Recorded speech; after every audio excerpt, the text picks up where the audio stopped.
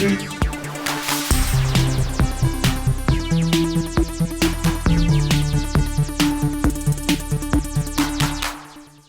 everyone, and welcome to GameFace, episode 274 on Sifted Games at Sifted.net. I'm Shane Satterfield, the host of the show and the founder of Sifted, and alongside me today is Matt Kyle. We have a great show today, filled with big games, filled with some hardware, which doesn't happen very often. And you're probably wondering, usually the show starts off with a one-shot of me.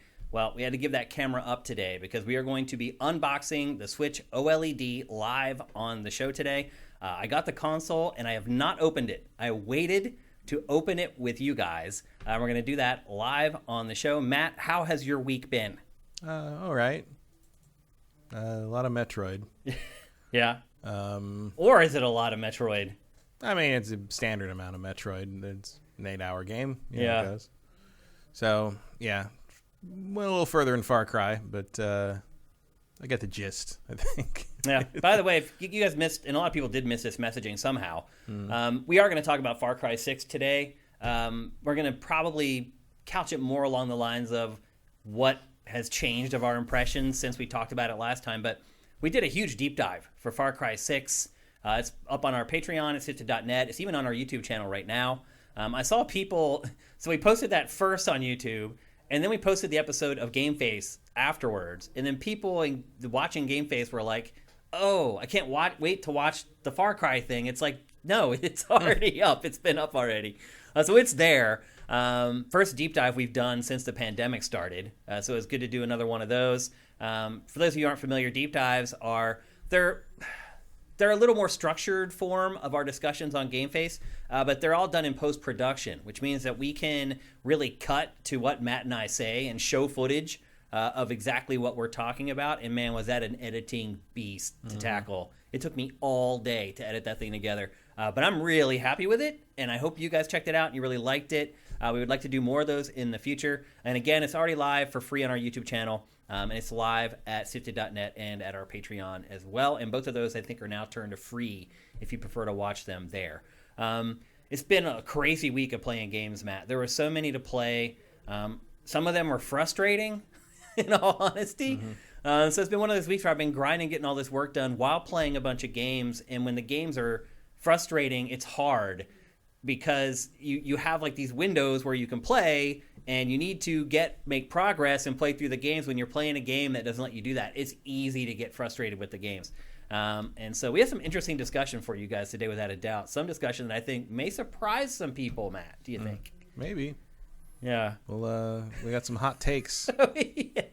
In a hot tub. In a hot room. What is going on? I told you when you walked in here. So actually, Matt, before we get going, people commented about your jacket last week, and I should have had you stand up and show it off. And it is hot in here today, so I'm not going to have him put it on. But Matt, maybe lift it up, and I'm going to switch to your camera here so people can see it, and hold it in front of the camera, because this jacket is badass.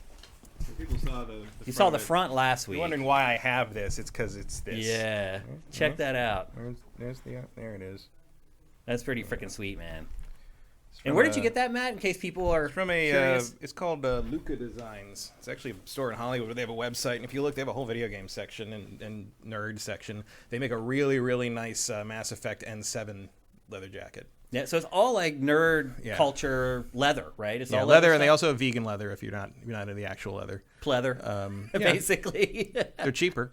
Yeah. I went with real leather because they last longer. Yeah. But yeah, they have a lot of that. They have a lot of superhero stuff. Really nice Nightwing jacket if you're into Nightwing. Men and women, and they ship. So. And it's all online, right? It's all online, yeah. It's in Hollywood. We're not sponsored by this company, by the way. No, not sponsored. I just... this is how it's supposed to work. If you buy something, you actually like it, and you just share it with the people who are watching you instead of being paid to do it. No sponsor. I just made a impulse buy during the pandemic, and I like it. It caught people's eye in the show last week, so I thought we would show it. Catches people's eye around a lot. Like it's a conversation starter. Yeah. So in a good way, not like look at the nerd with a Transformers jacket. Like it's been a good thing. And you're right. It is hot as balls in here. Yeah. It is so hot in our room today. I don't know why. I don't know if they turned down the AC in our building or what. But anyway, we're here and we're ready to rock episode 274. We're going to kick things off with, I think, what most people would consider the biggest release of the week. It is Metroid Dread. the first Metroid game in 11 years, but the first new Metroid game in 19 years. Is that correct? It's the first mainline entry in 19 years. Because if you consider them like when they number them, this is Metroid 5. Metroid 5. Because Metroid / Zero Mission, Metroid 2, Super Metroid, Fusion, and Dread. Yep. I forgot Fusion that came out. Fusion was a mainline. Yeah, Fusion was. If you play Fusion at the very beginning, it comes up Metroid 4. So Fusion was 2002, and 19 years later, we have the direct sequel to it. Yep. Yeah, Prime is its own thing. Other M never happened, and just wipe that slate. Federation Force happened even less. So yeah. One of my questions about Federation Force in retrospect and having played Dread, why don't they just make everybody's armor out of the stuff they make the Emmy robots out of? Right. Because they sent 7 of them to that planet. Can't be rare. Yeah. That makes too much sense, Matt. Sorry. Thinking about the lore again. Yep. So anyway, Metroid Dread is a Switch exclusive. You can only play it on Nintendo Switch. Matt, did you play this on a TV mostly, I'm guessing? Yeah, entirely, of course. You noticed that the visuals were a little blurry on a big TV? Not too much. I thought they were. I mean, they looked like Switch graphics to me. Oh, I don't know. It looked like it wasn't in 1080p to me.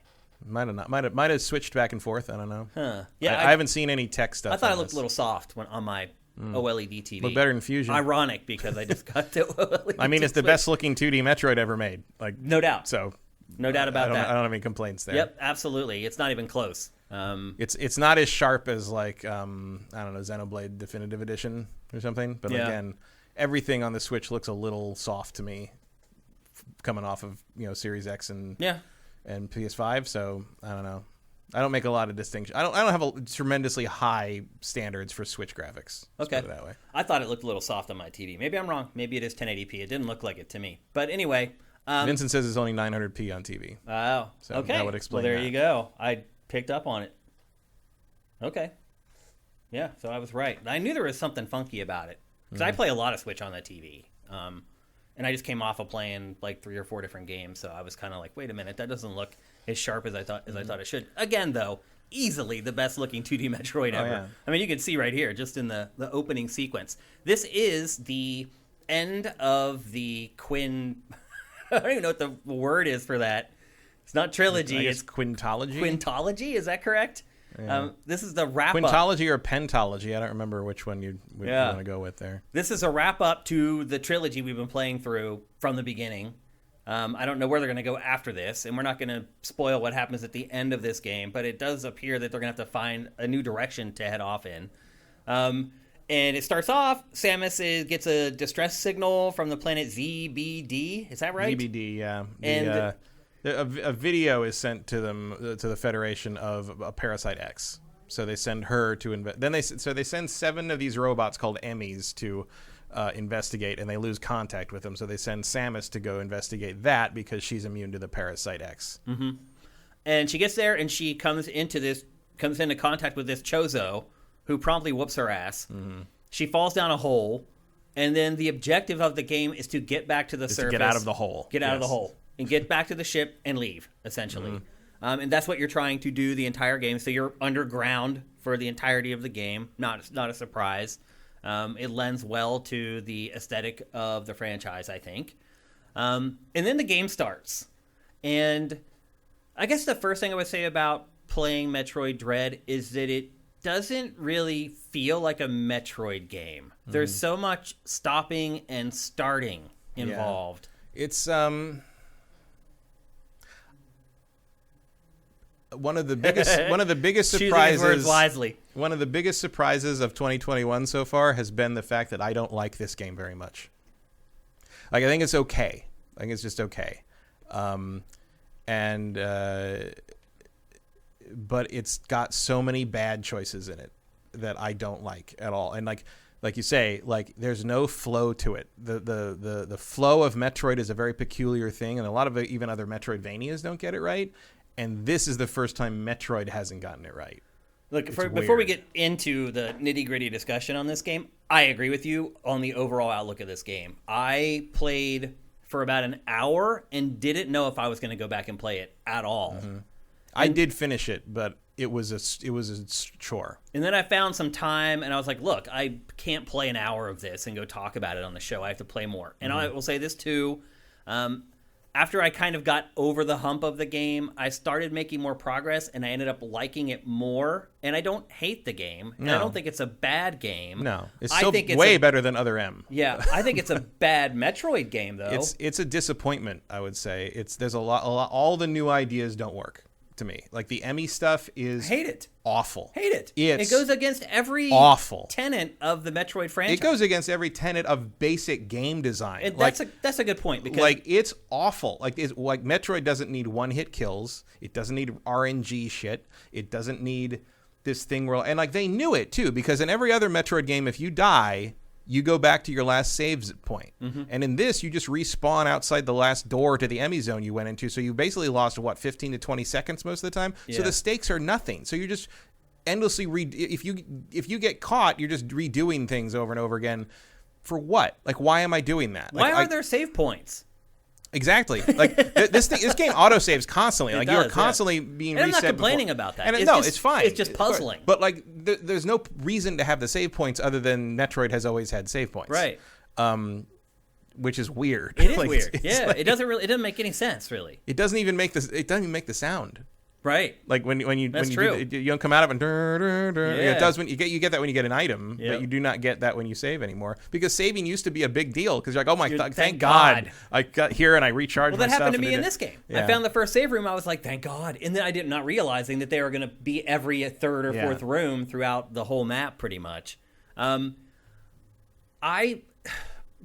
the stopping and starting drives me crazy. It keeps you from being able to explore. Yeah. Well, the exploration in this is really weirdly stunted. Like the game is oddly linear, and like to disguise that, you're constantly jumping back and forth between zones. Like you will constantly go through like the only direction you can go, and you'll fight a boss, and that boss will give you something, your next power, and then you'll be like, oh, what do I do with this? And you're like, you don't really know. There's not really anything you can explore. I guess I'll just keep going forward. So you go forward, and you inevitably run into a teleporter or a train or an elevator that takes you to another zone, an area of the zone you've never been to before, which you then go through a fairly linear area to get to the next boss, which gives you the next Chozo statue, which gives you the next item. Like, there's no real chance until you get the screw attack late in the game. That usually is the moment where you get the screw attack in a Metroid game. Like, okay, now I go back and break everything and like get all this stuff. But that's really the first time you get a chance to go back and explore much at all. And even then, there's not much left to do.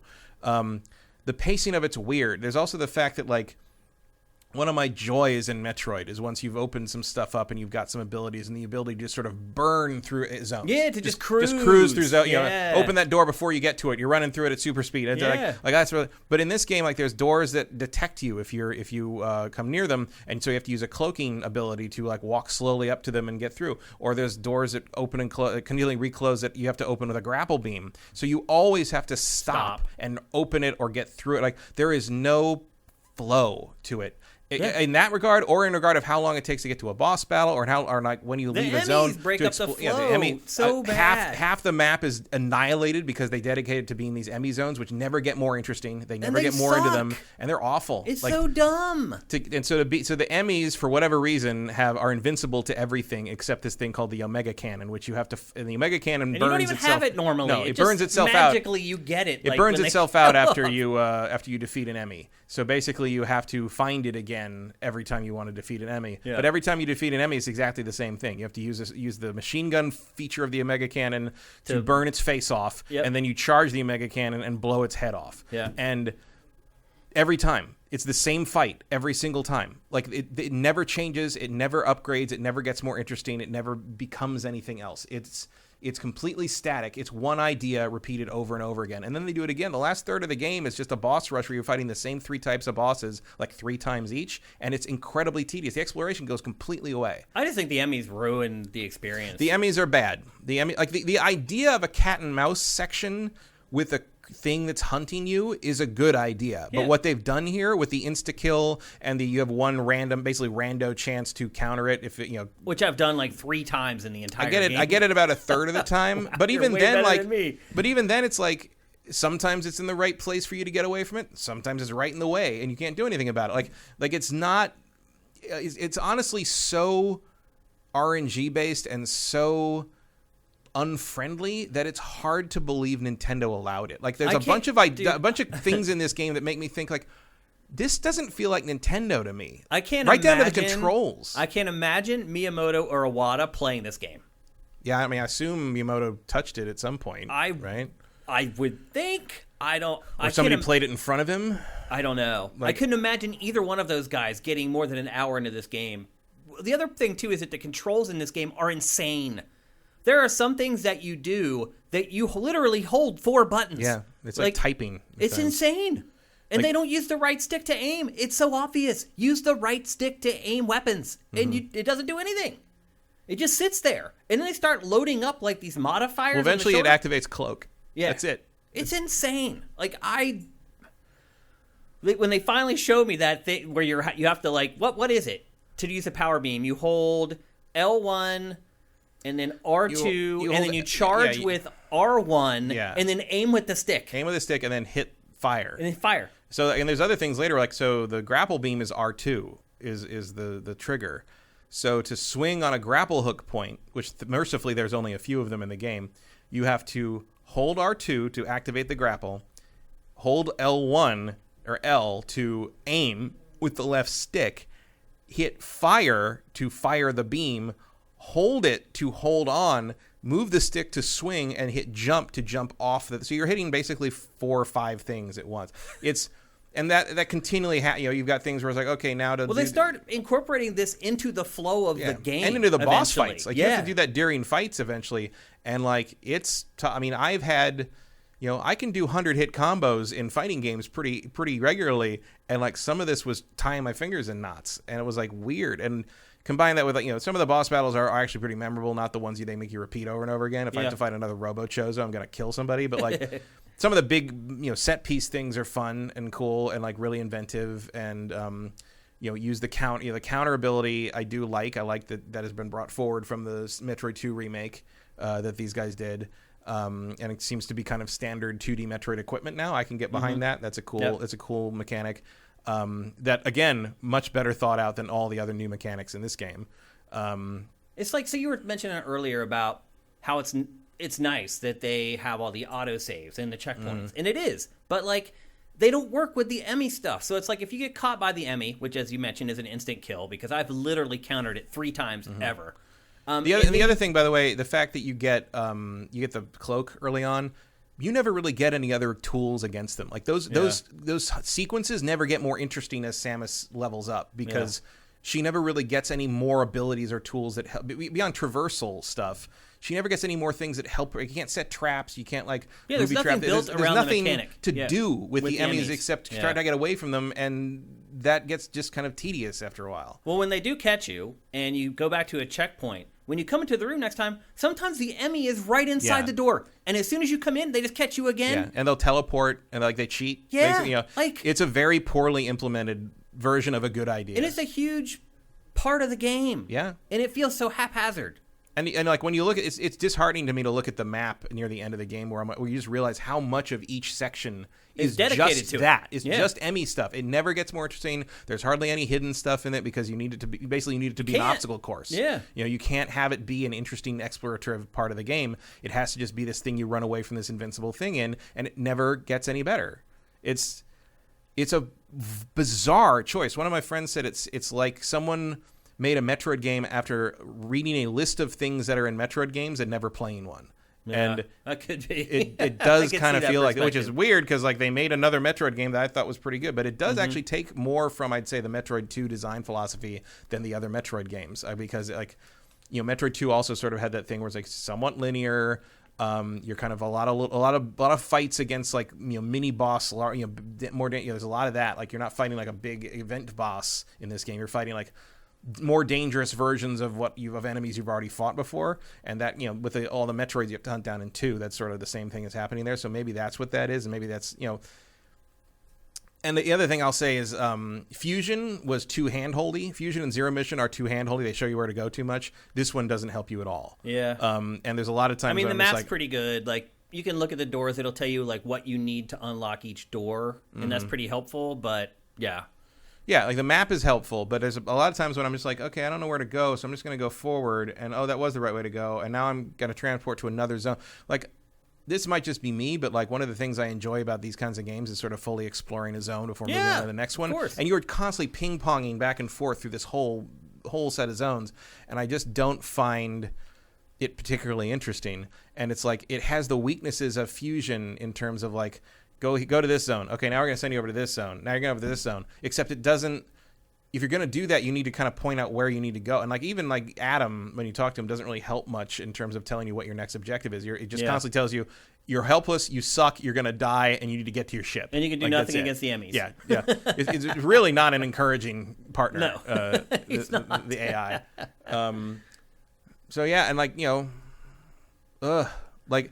It's just, it's not bad. I'm disappointed by this game. I am very disappointed by this game. I really wanted to be like, oh my God, Metroid, it's back. Like, We've waited so long. And I didn't expect anything to be as good as Super Metroid, but I thought it might be better than Metroid 2. You know, and it's not. I would probably, of the five, the five, if you want to count Zero Mission and the remake of 2, as like kind of the official versions of those first 2 games, because the originals don't hold up too much anymore. I would have to put this at the bottom. I think it's the worst mainline game, which doesn't mean it's a bad game. Like it's still okay. Yeah, I mean, you talk about one of the greatest series of all time. Absolutely. Yeah. But at the same time, I finished this last night, and I can't see myself playing it again. Which I've never said about a mainline Metroid. I don't even know if I'll finish it, Matt. I honestly had very little fun with this game. The last third of the game is not fun. Oh, well, that's encouraging. No, it's just you're fighting the same bosses over and over again, and they get very, very dangerous. And like, there's certain attacks they have that can kill you in like 3 shots, even if you have all the energy tanks. And like, you start over right there. Like you don't lose any time, but it's just like, it's just pattern memorization, hoping you don't get caught by something. Like everything. In trying to make some of the boss's movements and actions more organic feeling, they've also made them more unpredictable. And, some people are going to find that as kind of an exciting new challenge. But as a Dark Souls player, I find it irritating because one of the things Dark Souls does is it plays fair. And you memorize the animation and stuff, and like it's just not. Then in Dark Souls at least you have a couple of abilities or actions you're trying to take. And this one I'm like, okay, I gotta screw jump over this thing while staying in midair because the next one's gonna come low, and then I have to be charging the blaster, and then I have to be ready to land in the only spot that's safe while charging the missiles because the missiles got to lock onto these. And it's just at certain points like, can I just jump and shoot? Like, what happened to Metroid? What happened to? Look, I'm not even like, I agree with you. I don't think it's a good Metroid game, but I just don't think it's a great game, period. Like, again, I don't go into playing these games and be like, well, this is Metroid, and this is what I expect there to be, and if it's not there, I'm going to hate it no matter what. Like, I just want to play a good game. And this game just feels completely disjointed. As you mentioned, the Emmy stuff makes up almost half of the map. I think it's all crap. Like, I don't like anything to do with the Emmys at all. They're not good. I don't even like the idea of like the whole like being chased through the game in like the whole time in a Metroid. Like if you go back to just say, okay, well, what is Metroid? That's not Metroid. That's, I don't know. And it could be a thing. It's not a bad game. Like if you buy it, I think most people will play it to the end. Most people seem to like it. Like I think we're outliers on this, but like at least right now, it's kind of has that. It has that new game smell that especially Nintendo stuff gets, where it's like Breath of the Wild. You can't really criticize it for 6 months. Gift to gaming until it wasn't as well. So like. And look, it's the first mainline entry in 19 years. People are going to be excited. People are going to, you don't want to say bad things about it because you're afraid they're not going to do another one. Well, that's my other point. Is I'm very nervous that for a lot of people, millions of people, this could be their first Metroid game. And as someone who loves the franchise and wants to see more of these games, it makes me very nervous that it may turn these people off. Now, look, this is already sold through the roof. Yeah, it's probably by far the best-selling Metroid game launch, and that scares me so far. Because this until Prime 4 probably maybe like I wonder now all these people that bought it because the review scores were so high, if they feel the same way about it that we do, if they're like, well, this is Metroid, well, screw that, like this isn't my cup of tea. And maybe when Metroid Prime 4 comes out, they're like, oh, I know what that's about, that's not for me. Like, well, I think you'll be able to see when you see Metroid Prime is not the same thing as this. Well, presumably it'll be first person. I guess we don't know that for sure, but pretty safe bet. I would say. Bet, but I don't know. I hope it doesn't sour people on the franchise. People are better at telling the difference between things than that. I mean, Fantastic Four didn't fool anybody into thinking it was an MCU movie. Yeah. So it's I think that'll be fine. And we'll see which one does better, and whichever one does better, I'd imagine that's the future of Metroid. You don't think they'll keep going with Prime and 2D games? Maybe, but I don't know. Like, I mean, I think you could probably have Mercury Steam just crank one of these out every couple of years, and that would probably be fine. Prime seems to be a more touchy subject. Like, it seems to inexplicably take longer to make those. Maybe you'd think after 3, like, there would be a formula there for people to follow, but I guess not. Yeah. And we'll see how Prime 4 turns out. Who knows? If It's not the same people working at Retro that were working there before. And look, it's not like the Prime games have been pristine either. Corruption has its problems. I don't like Metroid Prime 2, honestly. Yeah, that's is that Corruption? Yeah. Yeah. With the whole weird safe zone, and the dark world, and going back. That's backtracking kind of a good constantly. analog to this because it also those zones break up the flow of Metroid Prime 2. There are these weird things that you're forced to deal with, and it just kind of makes you stop and then start and stop and then start. A lot like the Emmy stuff in this game, and huge backtracking. A lot in 2. Yeah, it was really confusing. And what was the third one called? What was the subtitle? On the Corruption. Metroid Prime 3 Corruption. Okay, so the second one wasn't that. Second one was Metroid. It's just Echoes. Echoes. That's it. Echoes Metroid Prime 2 Echoes. Yeah. So look, I guess to that point, like Metroid has kind of survived a ho-hum entry before and continued on because I ended up loving Metroid Prime 3. Other M should have killed it.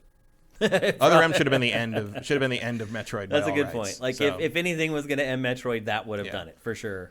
Because that game didn't get what Metroid was on a level that is a whole different ball game from this. Like there's some poor choices in Dread. I think Other M was just one big poor choice. Yeah. So it's not on the level. It's not a disaster at all. It's fine, but it's not. It certainly could be argued that the way they took this is a valid direction to take Metroid, but it's not, as James Cameron said about Alien 3, it's not what I would have done. Yeah. So, I'm curious what people in chat, if they have played this, how they feel about it. If they agree with us or if they're just loving the game. Definitely would like to see your guys' perspective. I started really liking it, and then when I started to hit the Emmy stuff, I was like, oh, I don't know about that. And then I started like I still liked it more as I hit the middle and picked up more of the classic abilities, and you get the morph ball and the bombs and everything sort of feels more Metroid-y. It started falling into place, yeah. And then the last third, I was screaming obscenities at the TV a couple of times. Not even just because I was losing boss battle, because I'm like, are you going to make me fight another one of these guys? Like I was just done. I just didn't want to do it anymore. It was nice to get to the final boss. At least the final boss wasn't the 13th time I'd fought the same guy again. Yeah. Like, I was glad to find out that, like, go ahead. Just so you know, people, like, just throwing 2 of the same boss in the room with me is not a new boss fight. Like, that's just shitty. Like, don't do that. Yeah.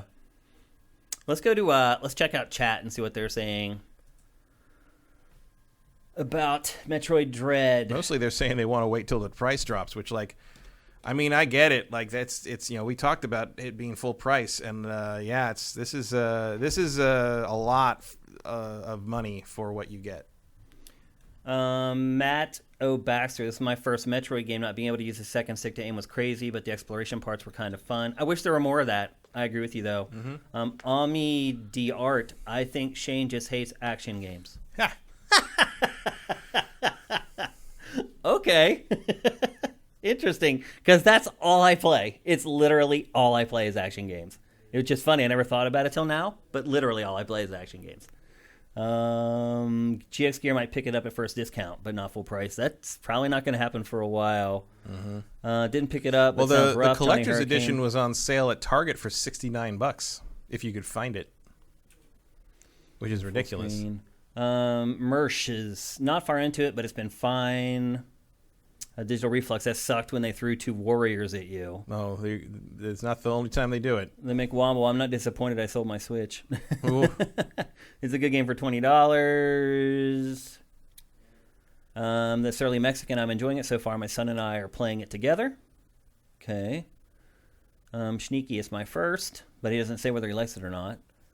Odin 5, this isn't my cup of tea, not for full price anyway. $20 tops.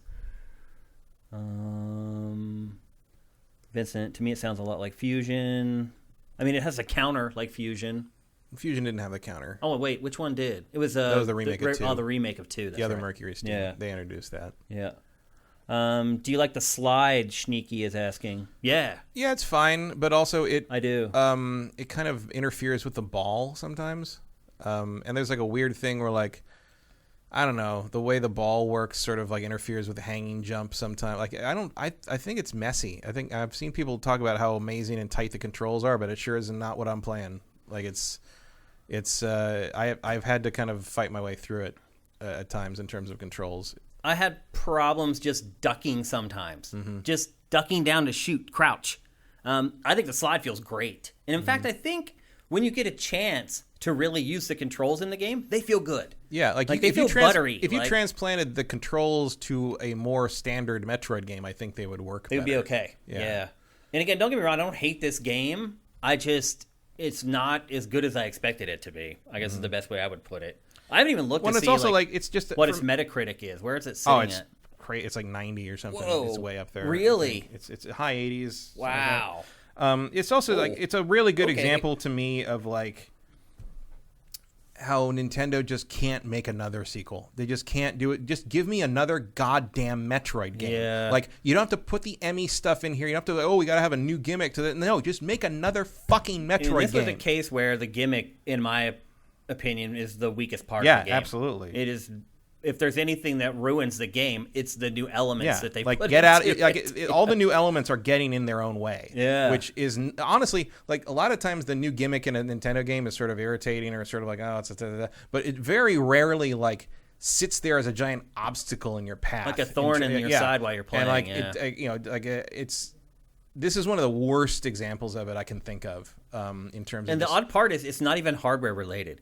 Because usually these are. It's like motion controls or something related to Nintendo hardware that only Nintendo's hardware does. In this case, it's just it's just a bad it's just a design decision. Yeah. That's it. Has nothing to do with the Switch. Yeah. So. I really hope it doesn't turn people off to the franchise. Well, the Metascore is 89. Wow. And the user score is 8.6, so it's fine. It's odd that the users, for once, have a lower score than the critics. Mm-hmm. That like never happens.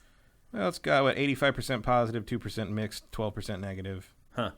A lot of 4s, a lot of 7s and 6s at the top. But not enough to overpower. No. Okay. So anyway, there's Metroid Dread. I have to review this to tell the developers how much I hate the Emmy system. Well, there's a few people who agree with this, at least then. I actually, now that I've played it for myself, I would be curious to go back and see how people got to a 9 for this game. I mean, Metroid's back to some degree. I guess. I That's guess. enough? I don't know. I don't know. So, Matt, would you say people should buy it? No. I mean, if you want to buy it, you already bought it.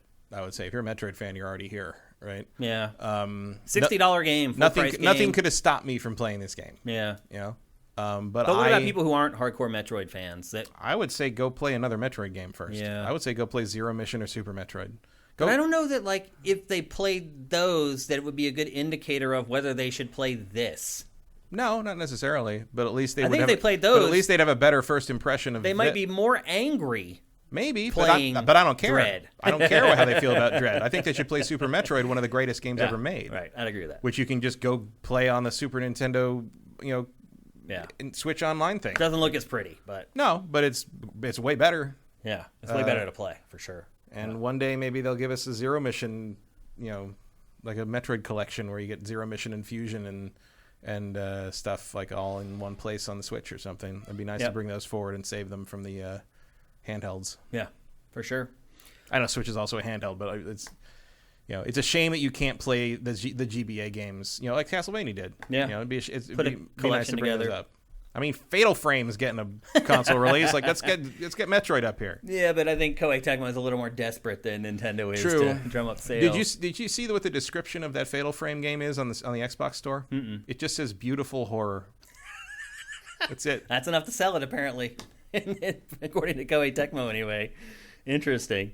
So there you go. That's Metroid Dread, full price game on Switch. About 8. How long did it take you, Matt, to finish it? 8 hours. Yeah, I've been playing it like 2.5, maybe somewhere around there. That is fascinating. What Sneaky just said. What? I've never heard of Metroid until I started following Sifted and heard Matt talk about it every now and then. Wow. That just shows you how completely under the radar Nintendo has shoved. I mean, that also series. makes my point though about this game. Is that, and I mean, Sneaky's one of them. This is his first Metroid game. And it's, don't judge them all by this one. Yeah, that's my fear. Unless though. you like it, in which case do judge them all by this one. That's my fear though, is that there's a lot of people like him who this is their first game. Yeah, it would definitely not be my pick for baby's first Metroid. Yeah, definitely not. And they're going to look at people like us who talk up the franchise and be like, those dudes are crazy. Like, no, go play some of the other ones. There are really good games in the franchise. I mean, Metroid Prime 1 is supposedly getting its remake or remaster next year. Yeah. Play that. Which indicates that Prime 4 is way out. Yeah. But next year's his 20th anniversary of Prime, so rumor is that's coming. And that would be great. That's a good intro to Metroid. Is that right? 2002. Was it 2002? Came out alongside 2001 for Came out alongside Fusion. Yeah. Okay. All right, there you go. That's Metroid Dread. We will not come back to this game again in GameFace because I don't think I'm going to play it that much more. Because the GameCube came out at the end of 2001, so Metroid Prime couldn't come out in 2001. Good point. Yeah. What month did it come out? November? I want to say it was near the end of the year. September-ish. Yeah. Yeah. Can't remember. But anyway, I highly recommend playing Metroid Prime. And if you don't like that, then I think it's safe to say you're probably not going to like Metroid in general or Super Metroid. Either one of those games, good barometers as to whether you're going to like the franchise that much. Mm-hmm. So, November 17th, 2002. Okay. All right. It's time to move on, people.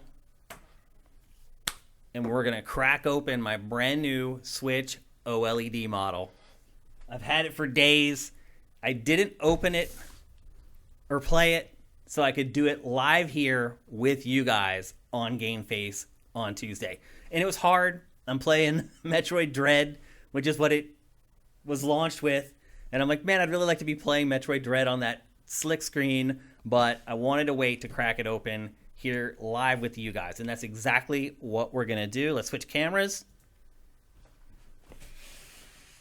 And you can see I got the one with the blue and the red Joy-Cons, which I hate. I hate that they put any hardware model out with two different colored Joy-Cons. When I got my original Switch, I got the one that was just all gray. However, this is actually the one I wanted. I did not want the white one. I wanted the black dock because I knew I could swap out the Joy-Cons with whatever I wanted. So I wanted the black dock. That's what I got. And I know this is the least popular of the models, but this is the one that I actually wanted, believe it or not. So let's crack it open. Little tab under here. There's no like sticker on this at all. Just about came tumbling out. Let's crack it open. That's how you go viral. You should have let it happen. Watch it fall and break. Yeah. Then we'll get more patrons than we've ever had in like a day. And there's the ugly Joy-Cons. Now, one thing I will say is that is an eye-searing blue, red both. Even the blue, it like hurts your eyes. Now, I will say this. So Nintendo did an interview over the weekend where it said that it had actually done some work to the Joy-Cons for this. And then I watched a video on YouTube where they did a teardown of these and took them apart, and there's nothing different in them at all. They are the same Joy-Con that Nintendo has been selling for eons now. So that's actually good for me because I plan on taking my gray Joy-Con from my original Switch and slapping it onto this and then just having these for extras or I think maybe if I end up selling my old Switch, I'll throw these in with it instead of the gray ones. The camera's not doing those Joy-Cons justice because they are glowing in person. Like they are disturbingly bright. Yeah. The orange it's like day glow. Yeah, it's like it looks battery powered almost. You're right. That's a good point. But anyway, there's the two colored Joy-Con. Oh. Don't forget your dock. Is that what that is? This or is that's the actual hardware. Switch. Right. And it is pretty crazy when you think about it. That this is it. Like, this is the console. You know what's also kind of crazy? Is that it just sits there on the top of that box with no protection. Nothing. Like, if something lands on that box, that's the end of the Switch screen. Yep. And there is the new OLED screen. It is really crazy that this is all the hardware. Yep. This is the Switch. Yep. Just this little skinny thing. It's like a slightly large phone. It's really just a mobile phone. I mean, you could really just use it as like a mobile phone. Yeah. I think there are actually iPhones right now that are this size. Yeah, I've definitely seen Galaxies that aren't too much smaller than that. Yeah, like the new Pro or whatever, I think is this big. And then obviously one of the big things for this is that there's a new kickstand. Hopefully I won't break it. So you can see there, there's a new kickstand, and it's like, it's really hard to open or close. Like, you have to really put force on it to move it. And the kickstand on the old Switch just sucked, let's be honest. So this is a huge upgrade. Very fragile, too. I do wonder over time if these hinges will become a little more flimsy. But right now I like it because you can literally put it at any angle you want. Mm-hmm. It's definitely an improvement because the old one was just one angle and that was it. Yep, that was it. And it was a tiny little leg that could snap. Yeah, it was just a little leg on the one side. And then for a feature they continually show off, it was oddly poorly thought out. Yes, for sure. And then I don't know if you can see it very well, but the SD card slot is here. I'll try to look That's at a better camera place so you can for see it. it. It's here behind the kickstand now. So you slide the card in there, and then when you put the kickstand down, it actually covers up the slot for the card. So, okay, there's the hardware, essentially. Mm-hmm. It's a much smarter design. It is. This box is like half the size of the box that the original Switch came in. And it's bigger. So, I don't know. They've had some problems with the original packaging. They hired a better packaging science guy, I guess. Here's another big question I have, Matt. Is the power cord on this thing longer? Because the power cord on the original Switch is so short, it drives me crazy. Let's see. Please let it be longer. Oh, already it looks like it is. Thank God. This has become a huge pain for me because I'm always moving my consoles around. Let's see how long this cord is. Also, another thing is this cord is nowhere near as rigid as the one that came with the original Switch. The one with the original Switch is almost hard to even bend it at all. This is just kind of a typical power cord. I'm going to unwind this so we can see how long the power cord is. Just give me a second. I want to say the one for the original Switch is like 4 feet. This one, you know what? It doesn't actually look like it is that much longer. That looks about the same to me. Yep, it is. It's the same freaking length. That's it. That's not 4 feet either. It's like... No, they can't see that. Yeah, I know. It's like 3 feet, maybe? No, I think it's more like 4. You think? Maybe. I don't know. I think that's probably 4, if you include the power brick. So, that's disappointing. I was really hoping that the cord would be a lot longer with this model. It's not. They send you a free HDMI cable with it. And then so I got another one of these. I forgot what these are called now. What's this called again? I think I've never used it, so I don't even know where mine is. I'm surprised they put one of these in here, but I guess some people do use them. I've never used it. Once I got a Pro controller, I had no need for it. Yeah. So maybe somebody in chat remembers what those things are called. It's called the Grip or something. Yeah, I think Grip is right. Joy-Con Grip, Joy-Con maybe? Grip. I think that's right. Yeah. And then these are the caps for your Joy-Con if you want to play them detached, so you don't have like the hardware laying out there. Put a thing on that'll be impossible to take off later. Yep. And here is one of the other changes, finally, for the Switch OLED. I'm going to put the box aside here. The dock. So let's open my brand new dock.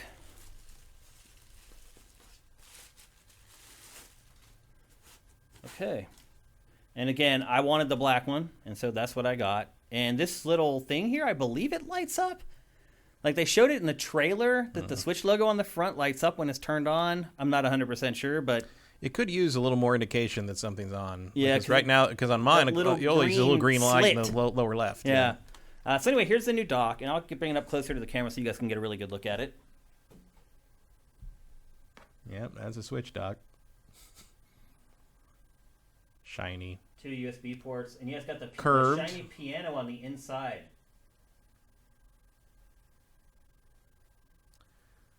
Designed to not scratch the screen better. Yeah, I hope so, because my old one does have scuffs. Mm-hmm.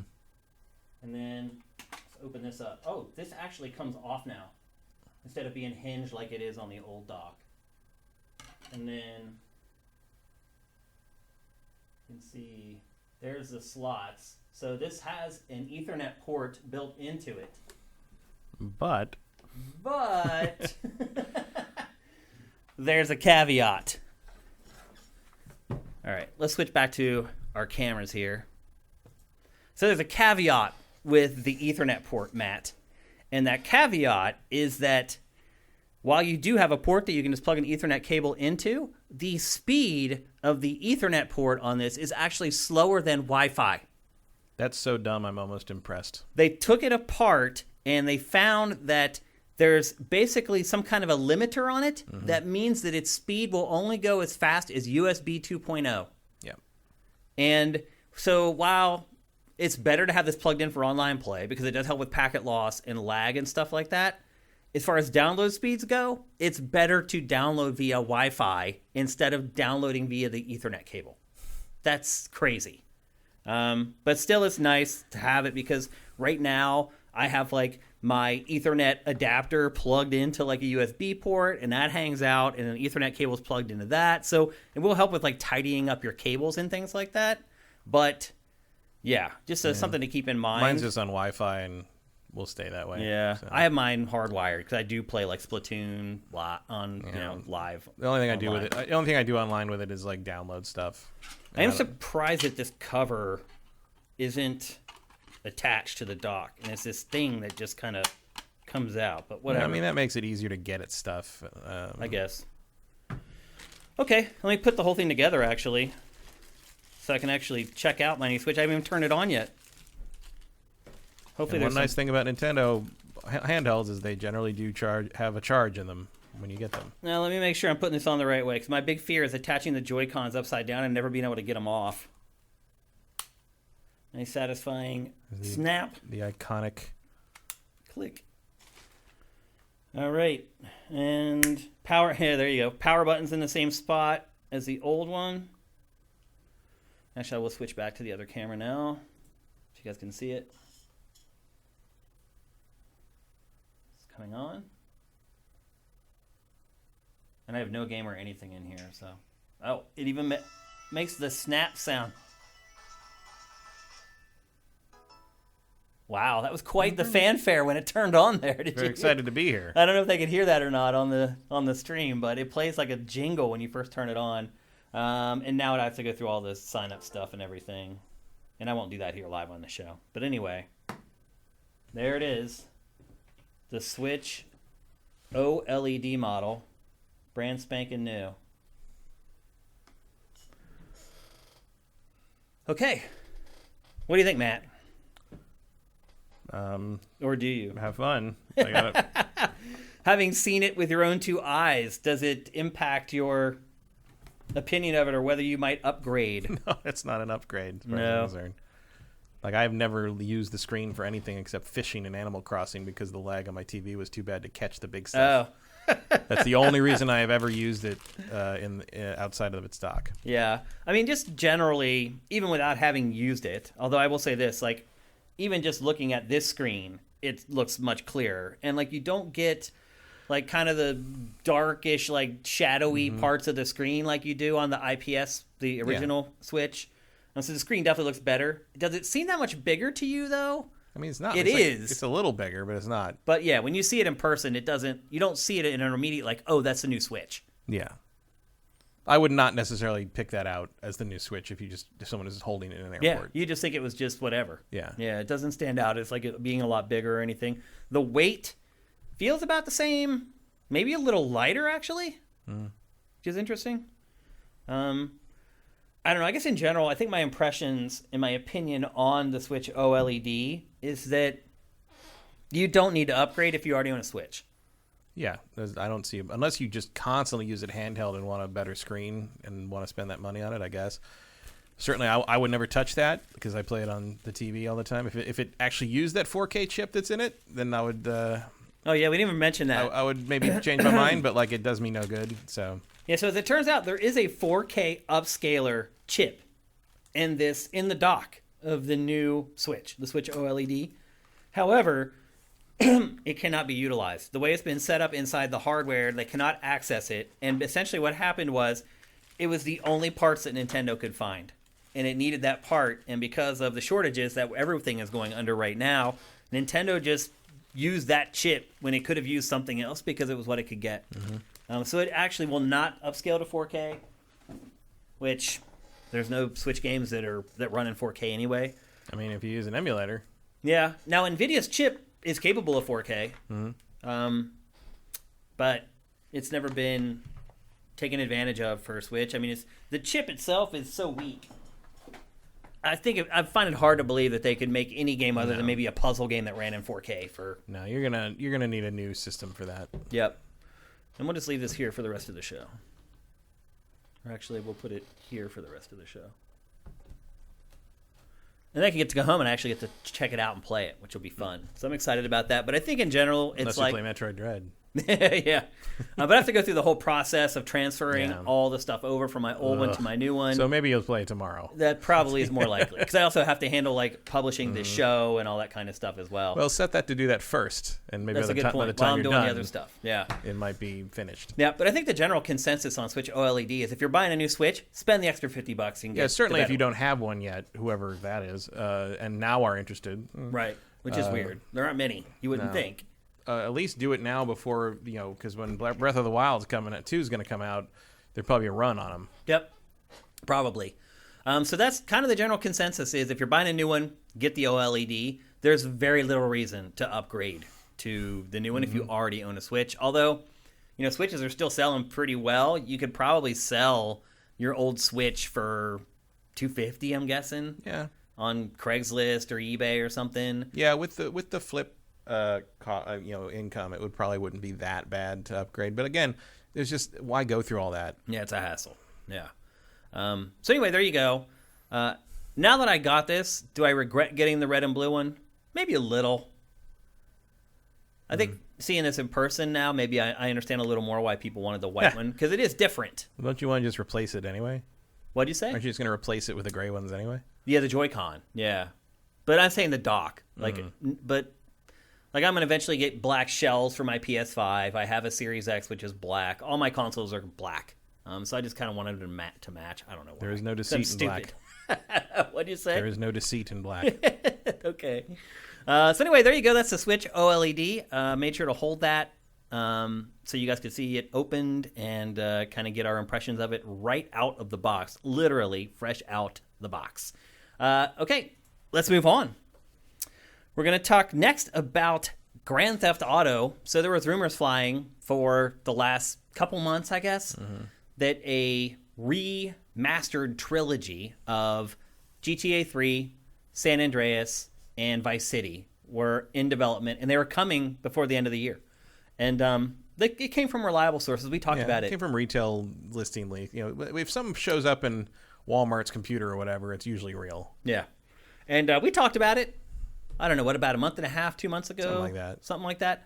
I think we were pretty confident that was legit. Yeah. And then we found out this week that it, in fact, is legit because Rockstar funny, finally announced it. It's funny, the morning of that, I was just thinking, if that thing's going to come out this year, they're going to have to, actually announce that pretty soon, right? And, 2 hours later. They did. Yeah. And this is the teaser that they sent out. And this may send up a copyright flag, I should add. So this may not actually be something you can see when you're watching it on YouTube, because we may have to cover it up so that we can publish the episode. But here on the stream, and for our folks, our patrons and our subscribers, whatever, it's all good. And that's it. And it's literally 15 seconds. This is all it is. And it does say at the end, though, coming soon. So the initial rumors saying that it was coming before the end of the year, it appears that everything was accurate. Those are the 3 games. Coming soon, coming before the end of the year. It looks like everything was legit. Now, since this trailer or that teaser was released, the thing that's kind of making the rounds is that people believe it's going to cost $70. How do you feel about that, Matt? Are you okay with paying $70 for that collection? Kind of depends what they've done to it. If it's just a repackage of the PC versions that have existed for years, then no, that's a lot. Look, it's $70 for the next gen versions, and that's 3 games, 3 very large, time-consuming games. For 70, that's not that bad. I know there's sort of the element of they've repackaged these things 3 times, so why are they being so greedy about it? Because it's what they cost. Yeah, because a lot of people are they've been review bombing the game on Steam, telling people to buy the games now because they're gonna go away. Well, no, because they're gonna take them away and replace them with the more expensive versions. So people are buy it now before Rockstar jacks up the price. Doesn't? Those things have been $20 for all 3 multiple times. I don't know who doesn't have those already on Steam. It does. Well, then does it make you wonder if there's a market for this trilogy? I don't know. I don't know why people keep buying 5, but they do. So Yeah. I think, there probably is a market for it. Yeah. You can't really play these on modern consoles easily. So And generally, I do agree with you that $70 is fine for the amount of content you're going to get from these 3 games, provided they do work on them. yeah, and they definitely need to make them look good and make them play well. Like, yeah, I mean, look, And fix some stuff. Like, why not? Yeah, I mean, most stuff in these have been fixed for years. You know, like the biggest problem, of course, was the fact that 3 and Vice City used that horrible lock-on targeting, Right. Combat thing in. Because gunplay was like a formality. Yeah, on the PS2, early and then on the 3D PS, GTAs. and then on the PC version, they added obviously mouse aiming, which improved them immensely. And the San Andreas had right stick controller aiming from the start. And then when they put the trilogy out on Xbox, they used basically the PC version, so you actually had decent aiming on all 3 of them now. So that's the main thing you would need to fix. The other thing would be, I wouldn't mind seeing some things that Rockstar would never put in their games. Like I wouldn't mind a rewind feature. No. Because to get through some of these horribly designed 2001 GTA missions, for instance. I think Rockstar may like them that way, though. I think you're right. Which is weird, but I know, Vice City is probably my least favorite of the 3. Wow, despite the fact surprised to hear that. despite the fact that I love the setting Yeah. and the music. That's the other question: is how much music is going to make it in with the licensing issues. Yeah. And some of the Steam versions had some music removed because the licenses ran out. I'm surprised it has even half the music. Yeah. So we'll see what that turns out to be. Yeah. The good news is you can always play your hard copies of the old ones. Yep. On the old systems. But I'm going to play Vice City, and I'm going to get to that remote control helicopter mission in the construction site, and I'm going to stop playing Vice City because I can't get through that mission without trying to kill somebody. And if I had some kind of rewind feature, I might be able to sort of cheese my way through it the way I do with Castlevania or whatever. With a lot of the stuff on the Nintendo Switch, the Switch Online thing, where they let you do that on the old games, and I think that's a nice feature. So yeah, I would be down for kind of that modernization sort of thing if they look better and they play better and they have real aiming. I'm sure they will. And if they let me cheat a little bit through these archaic things.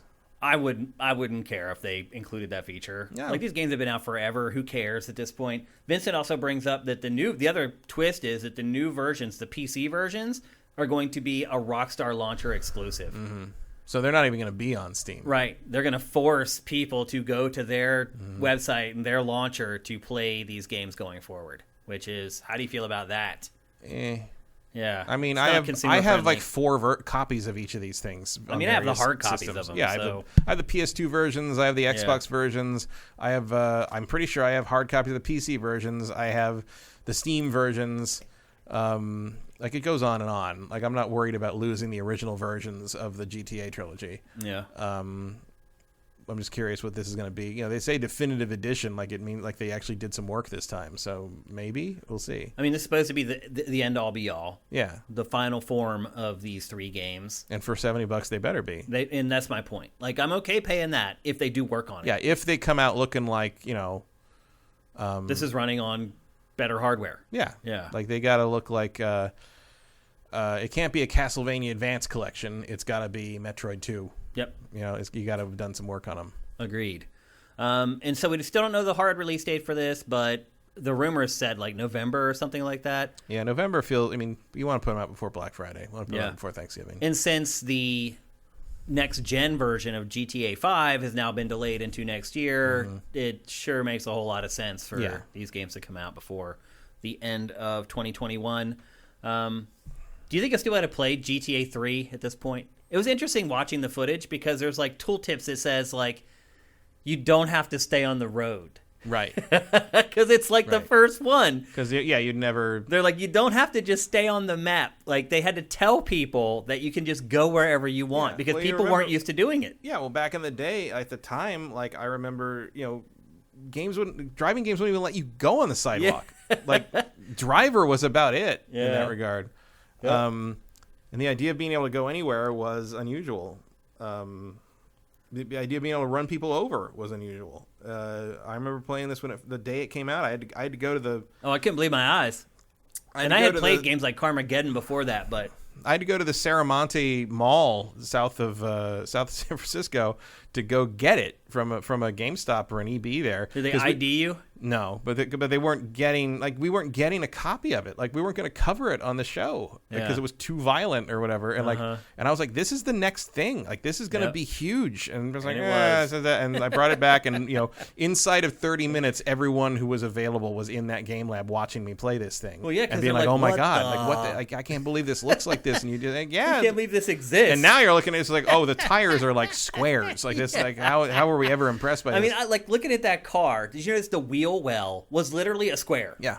So I'm wondering, like, are they gonna redo car models for this? Sure, I would think so. Yeah. Yeah. I mean, look, the mods on the PC like can make it look better than 5. It's pretty amazing. They have no excuse not to like really revamp this thing into something worth looking at. Well, except they're the ones who'd have to do the work. Right. They can't just steal the code from the mods. Well, and, sure, but put like it in they can afford to do the work. Oh yes, absolutely they can. And if they're going to charge full price for this collection, they should. Agreed.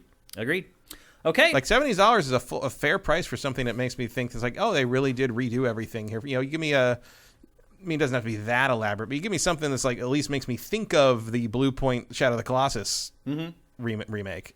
I think that might be a little ambitious, but I don't know. Maybe give Ray Liotta's character fingers. That might be in Vice City. So he doesn't have the mitten hands. Yeah. Yeah, we'll see. It's going to be interesting to see what they do or don't do. But I mean, really, if you get to the nitty gritty of it, you're talking about like 180 to 200 hours of gameplay for $70. Yep. As long as it's playable, like it's a pretty good deal. And rewind feature. And let's I don't be want honest, to play that stuff anymore. There's a lot of people who haven't played GTA 3 or any of these. Honestly, or if they tried, would be like, well, I can't. My eyes. I just can't. Yeah. I can't. So anyway, there you go. That is GTA Remastered Trilogy Definitive Edition. I just want to see somebody. I hope somebody takes the, they've turned up the meme from San Andreas where it's just like where it's CJ going like, ah shit, here we go again. Yeah. Like, I just want to see. I want someone to take that and have it like morph into the new version as he says it. Like, oh, here we go again. Although to be fair, like a lot of the versions of that meme I've seen use like a modded version of the game already looks better than what this is probably going to look like. So maybe that doesn't work. But yeah. But it is an appropriate sentiment. Yep, absolutely. So I'll absolutely play San Andreas one again. thing I will say is that it does not appear that this is like a labor of love project for Rockstar. It really just feels like they're just trying to fill a hole and make some money. Mm-hmm. I hope they prove me wrong, but... You're going to slap that definitive edition thing on there. You don't have to say that. Yeah. You just said it was the trilogy. That's true. And that would have been a good way to just sort of repackage the PC versions and call it a day. Yep. You put definitive edition on that thing, I got expectations now. Touché. Speaking of companies trying to make money ruthlessly, our next topic Ubisoft is Ubisoft. Yep.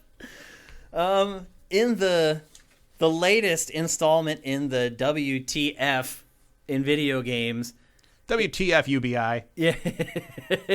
Ubisoft this week announced Ghost Recon Frontline.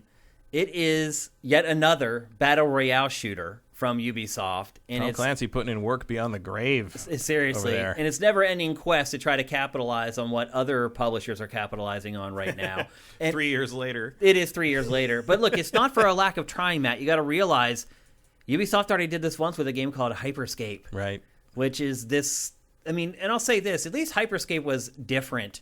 Like Ubisoft tried to do something that wasn't like all the other ones. Just because you are unique does not mean you are useful. Yeah, I mean, I played it. I don't know, for like a week. Yeah, I remember it. I remember you talking about it. It wasn't bad, but it never got caught on. It never really found an audience. And I'm guessing it seems like Ubisoft thought that was because of how unique it was. I don't know. The problem was the street punks. We got to have some elite operators now. Yeah. I mean, I don't know what words I'm saying. I've just heard them at Ubisoft somehow press they all conferences. make sense. Yeah. So anyway, this is its first attempt. It's called Hyperscape. I don't even know if this game is still like existing at this point, or if they've taken the servers down. It's only about a year old. I bet you're the first person to say that title this month on the internet on a podcast. Yeah, I unless someone else is discussing Ghost Recon Frontline, they may bring it up as well. But it did not last long. It was memorable. Like I still remember it, and I still remember kind of the cool elements about it. And it was different than most battle royale shooters, but nobody cared. And so now Ubisoft has decided to dial it back And instead, we get basically a blatant Warzone clone called Ghost Recon Frontline. It seems like Ghost Recon is turning into the do-it-all franchise for Ubisoft. It's Covers like, we have an everything. idea, we don't know what to do with it. Well, let's just slap Ghost Recon onto it. Hyperscape is still up and running, but if you Google "is Hyperscape dead," it just says yes. That's funny. So this is more of a straight lift of Call of Duty Warzone. It is a militaristic, more realistic styled shooter. But it also seems to have maybe a little bit of its own ideas. It's coming to all platforms but Switch. I know you guys are probably sick of hearing that, but most modern games, that's just the way it is these days. Yeah, you've kind of hit a wall there. Yep. It's 100 plus players, but it is squad-based, so you play with a group of other players. And the other thing, too, is that a lot of Battle Royales have added these modes over time. It's not just you against however many other players there are. Like, a lot of the squad-based stuff in Battle Royale modes have become more popular than Last Man Standing stuff. And so this game, it seems to be like based from the beginning on squad-based tactics. You have actual objectives in this, like collecting intel. There's also, as you've seen in the trailer, like every other Battle Royale, there's turrets, there's vehicles, like deployables, basically. Another twist is that you have to be extracted at the end. Your team needs to be extracted, which just organically means that everyone's going to gather at that extraction point. There's going to be a big throwdown right there between all the teams that are left trying to extract. Shades of the Dark Zone. Yeah, exactly. Which comes from another Ubisoft game. And one thing that is a little different about this, and if you watch this trailer at the Is this very in Chernobyl? I don't think they shared what the setting is, actually. Because that Ferris wheel sure looks familiar. It's possible. One thing, though, that maybe is a little different for at least most militaristic battle royales is that if you watch at the end of this trailer, there's a couple very quick clips that show spawning, like, building stuff, like structures. Yeah, I saw some of that. That come down from the sky and kind of slam down. Like prefab stuff. Yeah, they're almost. prefab, though. You're not building them on the fly like you are in Fortnite. And I would argue that a lot of players would probably prefer it this way. Mm-hmm. The building in Fortnite is what separates the men from the boys. Let's be honest. And we are boys. Right. I'm very impressed by the people that can do that, but I cannot. It's insane, honestly. But it is what separates the really good players that's the from high-level people like stuff. us. Yeah. Like, we may be decent at shooters, but we aren't good at Fortnite because we can't build like they can. And so they've kind of found a middle ground in how to tackle that here. Let me actually see if I can just find the spot in the trailer here for you guys. It's right before that. It's right before It's this? right before the him climbing up the mobile tree. Okay. So they may have found middle. There it is. Oh, no, that's a turret or something. No, Yeah, that is a structure. There's a structure, but there's another one, like a little before that, they drop a big platform down. Yeah. So they've kind of found a middle ground and a way for people like us to be able to handle, like, creating structures. There it is. Yeah, right there, live on the battlefield. Yeah, where he's using the green laser to point where it needs to drop. Where it should drop, which is cool. So they're trying to do some new stuff. But, Matt, is this a fool's errand, trying to launch a Battle Royale shooter at this point in time? Probably.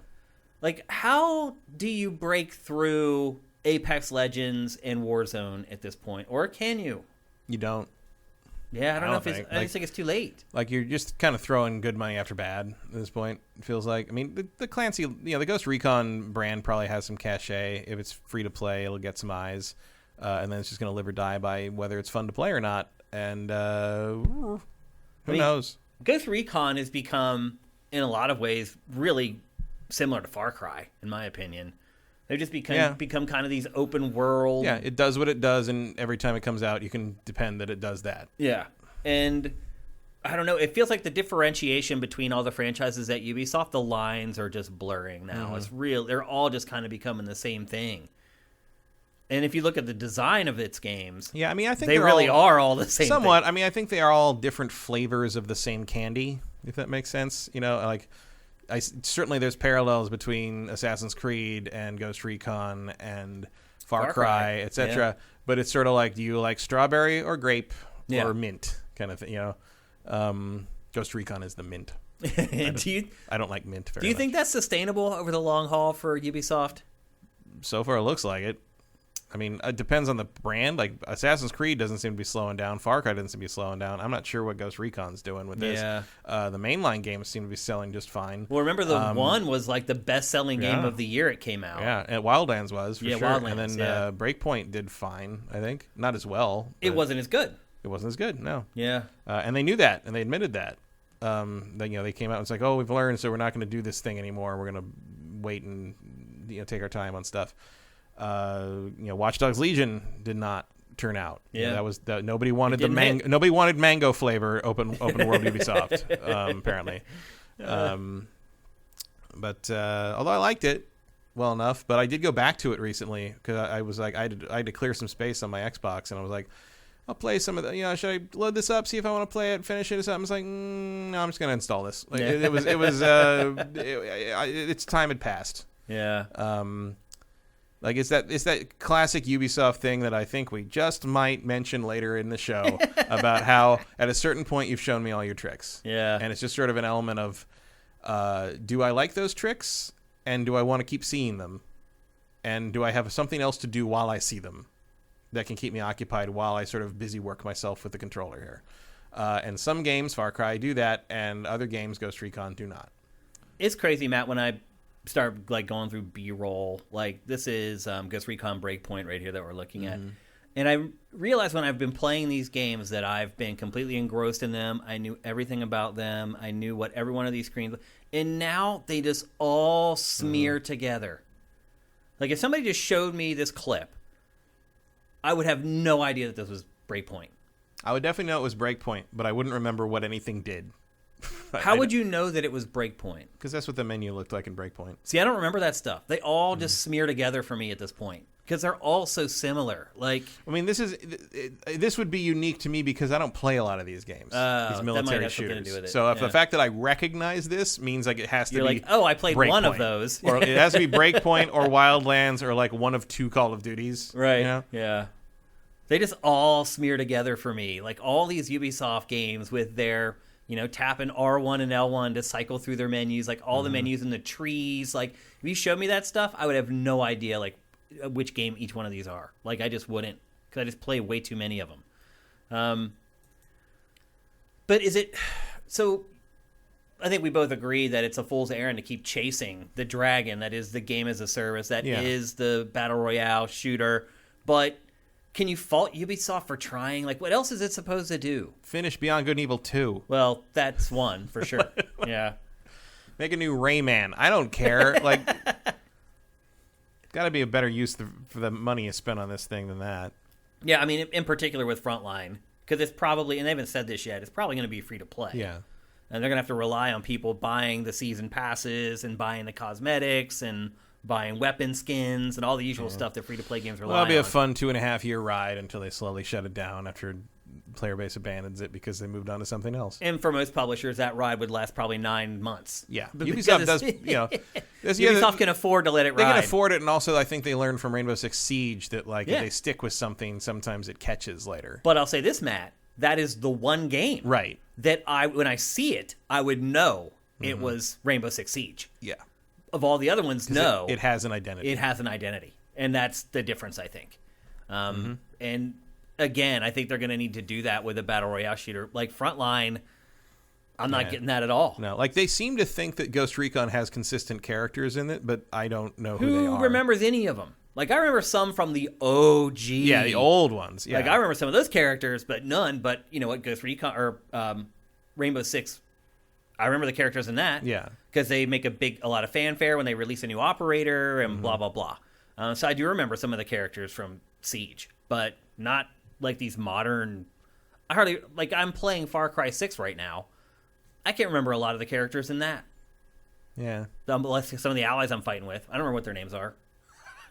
I remember Carlos. Yeah, that's it. I remember the bad guys. And, Carlos's daughter and his stupid son... And I remember the animals more than the people. Yeah, I remember the bad guys. I remember. Yep. Yeah, so it's interesting. But look, old Legends guys are memorable to some degree. The old heads, the old guys who fought the old revolution. Yeah, those are fun. They're pretty memorable for sure. But look, I can't really fault Ubisoft for trying. Like, No, you have to, sure. if you're going to be in this business, You got to show the right shareholders that you're trying to hit the gold mine. You know, 'cause that's what, you know, a lot of them, if there's one thing they know about the video game industry they're investing in, it's that Fortnite is the king. Yeah. So why aren't you trying to get some of that Fortnite money? Or why aren't you trying to make the next Fortnite? Yeah. Yeah. So, Of course, the secret is the next Fortnite is something that completely different from Fortnite. Yeah, it's like, not there's a no shooter. way anyone can predict that. it's probably not even a shooter. No, it's something completely Yeah. different. We have no idea what it is. Yep. And if we did, And we would be sitting we right wouldn't here be right here. now streaming a podcast. We'd be making it right now. We would be, absolutely. So anyway, that's the latest from Ubisoft. Are you surprised that we just got this randomly and it wasn't a part of like Ubi's E3 stuff? Or I don't know. I don't know what they're doing anymore. it just came on a Tuesday. Like, Yeah. just out of nowhere. It's like, But for Ghost Recon, yeah. it was Tuesday. And you would assume this is a big project they placed a big bet on. And it just came out like no one else even talked about it I on don't know. podcasts this week. They're It trying just- to trying to make it organic, I guess. I don't know. They're intentionally trying to make it slide under the radar? Maybe. I don't know. It's a little bizarre. If I'd launched Breakpoint in that condition, I probably would not want anyone to know I was releasing this either. That's a good point, actually. That could be part of it, is that, you know, we released this other game that was a disaster out of the Soft gate. launch this thing a little bit, see how it goes, patch it up a little bit more. Then maybe push with the marketing after Yeah. that. We'll see. But anyway, that's Ghost Recon Frontline. Again, it's coming to everything but Nintendo Switch. We don't have a hard release date for it yet, but my guess is I think there's a beta like next month, so I think probably before the end of the year. When we get a chance to play it, we'll report back. Let's move on. We're going to talk next about Capcom doing something that I never dreamed that Capcom would do. And Capcom, as part of its financial reporting this week, and is reported by GamesIndustry.biz, stated that its goal moving forward is to sell as many copies of its games on PC as it does on consoles. Okay. Why do you think Capcom would do that, Matt? Maybe they're expecting console sales to drop. I mean, your expectation is that you're going to raise PC sales to match your console sales. Right. But the other way to interpret that is you're going to sell less on consoles. Right. Why focus on PC like that? I have no idea. I don't know. Maybe Do you think because it's just... You think maybe because the platform is more prevalent in Japan, then they think that's the future because it ties into mobile streaming better? I don't know. I don't get it. PC gaming is not huge in Japan. No. It's not. Like... And what is mostly Mobile online, gaming is like huge in MMO Japan. stuff and that kind of thing. You know, like Final Fantasy 11 and Yeah. 14 still do well. Like that kind of that stuff does well. A lot of it is about like how much real estate is that piece of hardware going to take up in your flat, your apartment. In PC, that is the worst case scenario for all of Yeah, it. and it's weird. It was, especially you're showing Street Fighter here, but like PC is real easy to mess with. You know, it's hard to have a fair, even playing field there. It's one of the reasons consoles are used for fighting game tournaments. Yeah. It's an odd choice. I don't know what they're doing. Do you think that they're seeing that console sales maybe are going to get soft eventually and go away? Consoles may go away eventually, and I mean, that's really trying to prepare for a console. There's no reason future. to prepare for something that's 20 years down the road, if that. I'm just wondering if Capcom has some sort of insight into this that we don't have. If there is one thing I do not associate with Capcom, it is insight. I put that one on the tee, and you just drove it to the green. No, I don't know what they're doing or why they're doing it. I don't think they're future-proofing anything here. If there's one thing we have learned in this new generation is that consoles are not going anywhere anytime soon. We've definitely, over the last year, we have learned that. Yeah. For sure. If there's one lesson to take away from the last 12 years or 12 months of the gaming industry, that's probably it. Consoles be fine. Yeah, they're going to be fine. And I mean, I didn't think we'd ever see a PlayStation 6, but now I'm thinking we probably are. Oh, yeah. And so this is puzzling. Like, Capcom, I'll say this, Capcom does release almost all its games for PC. It does. And they are generally good versions of them. Yep. And like most developers, Capcom probably develops for PC first. And it wasn't always that way. Like I have the PC versions on Steam of like the old Lost Planets and stuff. Those are not good ports. Those are rough in a lot of places. They have improved their PC game tremendously in the last 10 years or so. Well, Monster Hunter Rise, which was a Switch exclusive, is coming to PC in January, I think. Definitely the better way to play that, I would imagine. You would think. Technologically speaking. Yeah, because the Switch, it did have frame rate issues and other problems running on Switch. So, sure, it's absolutely going to run better. And chances are the game was probably developed on PC first. Yeah. And I'm really thinking no crossplay, though, which is unfortunate. Yeah.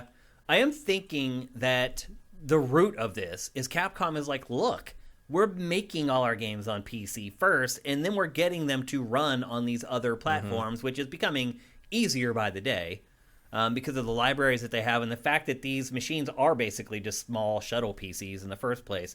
So maybe Capcom is just like, it just makes sense because we're building PC versions first of all our games anyway. Why wouldn't we just, make a bigger focus on that version?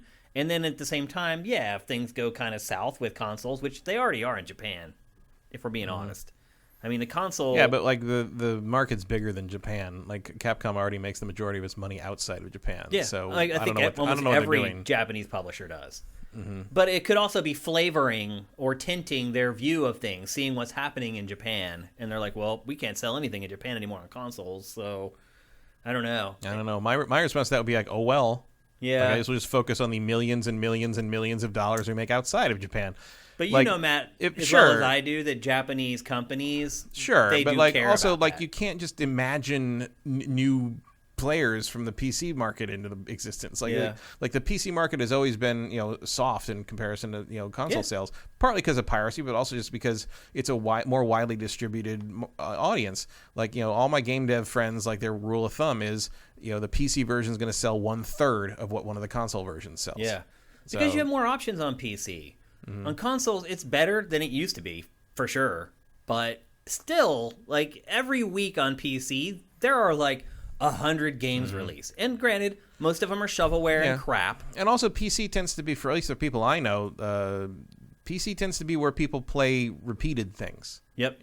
That's where they go to play their MMO, or that's where they go to play the League of Legends, or their regular competitive game, or whatever. They don't use it as their sort of new hotness platform. Or even my hardcore PC gamer friends, they don't play new stuff all the time. They pick up, the new Stellaris expansion and play that for 3 weeks. Yeah. Or they have been playing Crusader Kings 3 for 6 months, kind of, things like that. The PC games for a lot of the PC gamers I know are just this is my current pastime for half a year. They're not go buy the new thing immediately, especially because the Steam sales have conditioned everyone, including me, on PC to wait and not pay full price for anything. Yep. So, for better or worse. Do you think other Japanese publishers might follow suit? I don't know why you would. I don't know why they're doing it. It seems like a fool's errand to me. Yeah. Maybe they have some information that we're not privy to. I don't know. Maybe they know something about how their games sell. Who knows? But it's a weird thing to say. It is. Yeah, that's why I included it as a topic. To the point that it's okay, that can be your strategy, but maybe keep it to yourself. Yeah. Seems like a more internal idea. Yeah, again, you owe a certain amount of transparency to your stockholders. But it's just if I were a Capcom stockholder, I would be like, what? I mean, if you don't know anything about the industry, I guess you're just like, oh, more sales, cool. But if you do know something about the industry, you're like, well, how's that going to work? Yeah. The more you know about how the industry functions, the more questions you have about this statement. Yep. Yeah, I don't get it. I don't know. Again, unless they have some information or privy to some data that we don't have access to that tells a different story, or that's just beautiful. Look at that. I know. Or as I mentioned earlier, they're just looking at what's happening in Japan and they're just assuming that it's going to extrapolate across. Because truth be told, most stuff does happen in Japan first, and then it happens everywhere else. So it could be a case where Capcom is placing maybe a little bit too much cachet into what's happening in Japan, when in all honesty, for most people who really follow the games industry closely, Japan is becoming increasingly irrelevant. And has been increasingly irrelevant for quite a while. Yeah. God, I'm annoyed just watching this footage. Monster Hunter World, one of the best-selling games of the last decade, Matt. Yeah. Sold well on PC. It did. And maybe it's stuff like that. And maybe that's part of it, Matt, is what you were saying, is that people generally on PC play games that they play for a long time. Yeah, they settle in. And if Capcom... And Monster Hunter is one of those. Right. So. And if Capcom is looking for, every publisher is, that game as a service where you don't have to do anything. I mean, think about it, Matt. Look at Grand Theft Auto 5. Why is Rockstar not releasing new games? Because they're making like $500 million a month on a Grand Theft Auto 5. I think every publisher, like we just talked about with Ubisoft, is looking for that steady influx of cash. And I think maybe Capcom feels like the best platform to do that is PC. Yeah, Pragmata. I haven't thought about this in forever. Yeah. Who knows? I keep forgetting that Chorus game is coming out. All right. I was excited about that one. Yeah. I forgot about that too. We just went through the whole like gamut of recent Capcom releases. Here's Monster Hunter Stories. So it'll be interesting to see how it plays out. I think if honestly, at the end of this discussion, I think you brought up the most salient point, which is that games as a service tend to work better on PC. And maybe Capcom is like, look, we got to get in there if we want to keep generating the revenue. And look, for the rest of us, that's a good thing too. Because if Capcom's making more money, they're going to invest more money into making other products that we care about. So ultimately, it's good for everyone if Capcom does exceedingly well. And it doesn't matter which market Capcom does well on. If it helps us get the next Street Fighter or the next Resident Evil or the next Monster Hunter or whatever it is that you like that Capcom makes more quickly. So it'll be interesting to see, and I honestly don't even know if we'll end up seeing any change in Capcom. Like, it could just be a lip service thing. Yeah, I don't know. I gotta know how you'd perceive it. Right. Like, what change in behavior would lead us to believe that that's Capcom, what Capcom said about focusing on PC development? Like, what is it? What is that? What does that look like? I don't know. So, anyway, times they are changing. It's interesting kind of looking at Japanese publishers in 2021 compared to how we looked at them back when we were young greenhorns in this industry. I definitely look at them way different than I did back then when I was just wide-eyed and bright-eyed and bushy-tailed coming into the industry. And I really just had a lot of reference for almost all the Japanese publishers. And now that veil has kind of been stripped a little bit over time. As you learn more about them, how they operate. I think if you go over there and you really go inside one of the studios like I did to shoot a big documentary and you see how like the sausage is really made, I think that changes your opinion of it a little bit too. But anyway, we'll keep an eye on this stuff, and if we have any signs of what Capcom's new strategy is being put into place, we'll be sure to bring it back up here on GameFace. All right, let's move on. We're going to talk next about Far Cry 6. Matt and I already discussed the living crap out of this in the deep dive. We talked about it. It ended up being almost 50 minutes. So again, that deep dive is out there. Again, cut really well. Footage, crispy, crunchy, 1080p, 60 frames a second. It's on Sifted. It's on our Patreon. It's on our YouTube channel. You can check that out. But I just wanted to kind of reconnect with Matt and kind of discuss, one, how much we've kept playing, and two, if our opinions on anything have changed since we have kept playing, if Matt has. I haven't even asked you about this. I have. Yeah. And the reason I have is because I have not enjoyed Metroid Dread as much as I thought I would. I really thought that once I got Metroid Dread, I would have no interest in going back to Far Cry. That has not been the case. In fact, I've ran to Far Cry. It's funny. I'll say this. Playing Metroid Dread made me appreciate Far Cry more. Seriously, though. Because it's like, there's parts of it that are hard or challenging, but it's always different. It's never, it never annoys me, I guess is a good way to put it, other than the helicopters. Has that changed for you, by the way? No. Wow. I mean, I've seen more of them, like even the night after we talked about it, but like it was because I was doing like main story missions that caused me to be in alarm, have the bar fill up and have the special forces come after me, and then they show up, but I just hit them with the electric rifle and stole their helicopter and drove away. I play it very much like, if it doesn't blow up when it lands. Yeah, usually it lands pretty flat. Yeah. But it's the helicopter's not been a problem. The biggest problems I've had have been friendly checkpoints when I'm trying to get a specific vehicle or get a specific thing, and enemy vehicles just keep showing up, and my guys keep picking fights with tanks and shit. And although now, I can EMP them and go steal the tank, and that's fun. Once you get the EMP, it changes the whole game, really. And so I got EMP arrows now, and that sort of deals with that. Which annoys me a little bit because I prefer to use the bow and arrow like as one of my primary weapons in Far Cry, but I don't have EMP ammo for anything else, so I just have to use that or my backpack. I have the EMP backpack. It was grenades, I guess I could use that, but like So I've kind of had to waste my bow on being EMP friendly. I guess I could put the other bow I don't use as much as the EMP bow.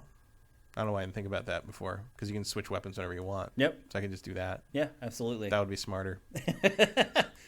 You figured it out live on GameFace. Figuring it out live on camera. There we go. Now, a lot of you guys have probably had the chance to play this game as well, and we're always interested in your perspective. So if you've been playing Far Cry, drop your impressions in the chat, and we'll mention them on the show. We're always looking for different perspectives. And I will say this, you guys are probably the most informed audience, period, online. You guys know your stuff really, really well. So I'm interested to hear your perspective. I respect your guys' opinions and your perspectives a lot on games. So if you've been playing it, drop your impressions in the chat, and we'll bring them up here on the show. Matt, what, if anything, has changed the most for you since we last talked about it? I mean, if anything, nothing really. It's still the same game. I've moved on in the other two sort of areas with the the campaign splits into sort of 3 story branches, and I've moved forward on the other 2 to sort of mostly to get the upgrades that you can put in the guerrilla camps. I found myself jumping around to all 3 because you very quickly, like once you make the first trip into that new territory and you meet the leader there, that sets off all the quest trees. Yeah. And so you can pick and choose at that point which area you want to tackle, and I've honestly not finished any of them. Neither have I. I'm close with the one family. I'm like 80% in the first one I went into, and then like 40 in one, and like 40 in another. And then I like that. Yeah, and I have been to the city because early on, after you get enough progression in one area, Carla calls you and is just like, come meet me in Esperanza, and it's like 4 levels above me. I'm not supposed to be there yet, but I went anyway to see what happened, and it's interesting just because you use the sewers to get around and around roadblocks and stuff. It's built-in anti-aircraft that you can't seem to get rid of, so you can't fly in or parachute in. That's a big part of the game. Which I think is built that way so they don't have to render the city aerially, because I think that would be a lot. So I think you never really get to see the city from above. But it's fun to run around the city. I haven't really done anything of note in the city. I ran around and unlocked the fast travel points and kind of left because I didn't want to start like whatever she was about to make me do. Yeah. And there's been some interesting missions. Some of the missions have been really interesting in terms of like structure and what you have to do and how they go wrong, and like making the main character able to talk and interact and be part of the cutscenes is definitely a step up. I think it makes that change. I do like that change. I think it's more engaging for the most part. I do think a lot of the story is a cliche in places. Yeah. But I do find that I have more of an affinity for who Danny is, and that is at this point more compelling than just another faceless. I'd agree with person. That. Yeah. It also feels like a natural evolution of the series. Like, and to be fair, the side games have had established characters. Like, in Primal you are playing a specific character, I think named Tak, and in Blood Dragon you are playing a specific character voiced by Michael Biehn. I can't remember if you're a specific character in New Dawn. I don't think you are. I think you're a created nobody. I don't remember. Well, I was in the main, in 3 you are a specific character. You're a specific douchebag named I think named Jason. And that, and then in 4 you have a backstory, but you don't have a personality. And same in 5, you are just the sheriff's deputy who shows up and gets trapped in Montana. And in this, you are an actual person, and I think that is a step forward. I like that. I think the character given to the amigos is good. Like, I feel a little more grounded and invested, even if I can't remember everybody's name. Having them have specific relationships and reactions to Danny and to the amigos is a good way to pull me in. I especially like the way people react to Chorizo. Yeah. He's just like, oh, look, he's got. I like the way I react to Chorizo. Yeah, he's an awesome character. Just run. It's like that's. Who would have thought a little wiener dog would be the most memorable? Cat. Yeah, I got the Ghost Panther.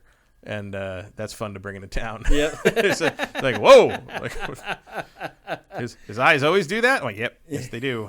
Yeah, we forgot to mention in the deep dive how important like taking down the anti-air stuff is. Mm-hmm. Because until you do that, you have all these vehicles, but you can't use them. Because if you start flying into airspace, they shoot you down.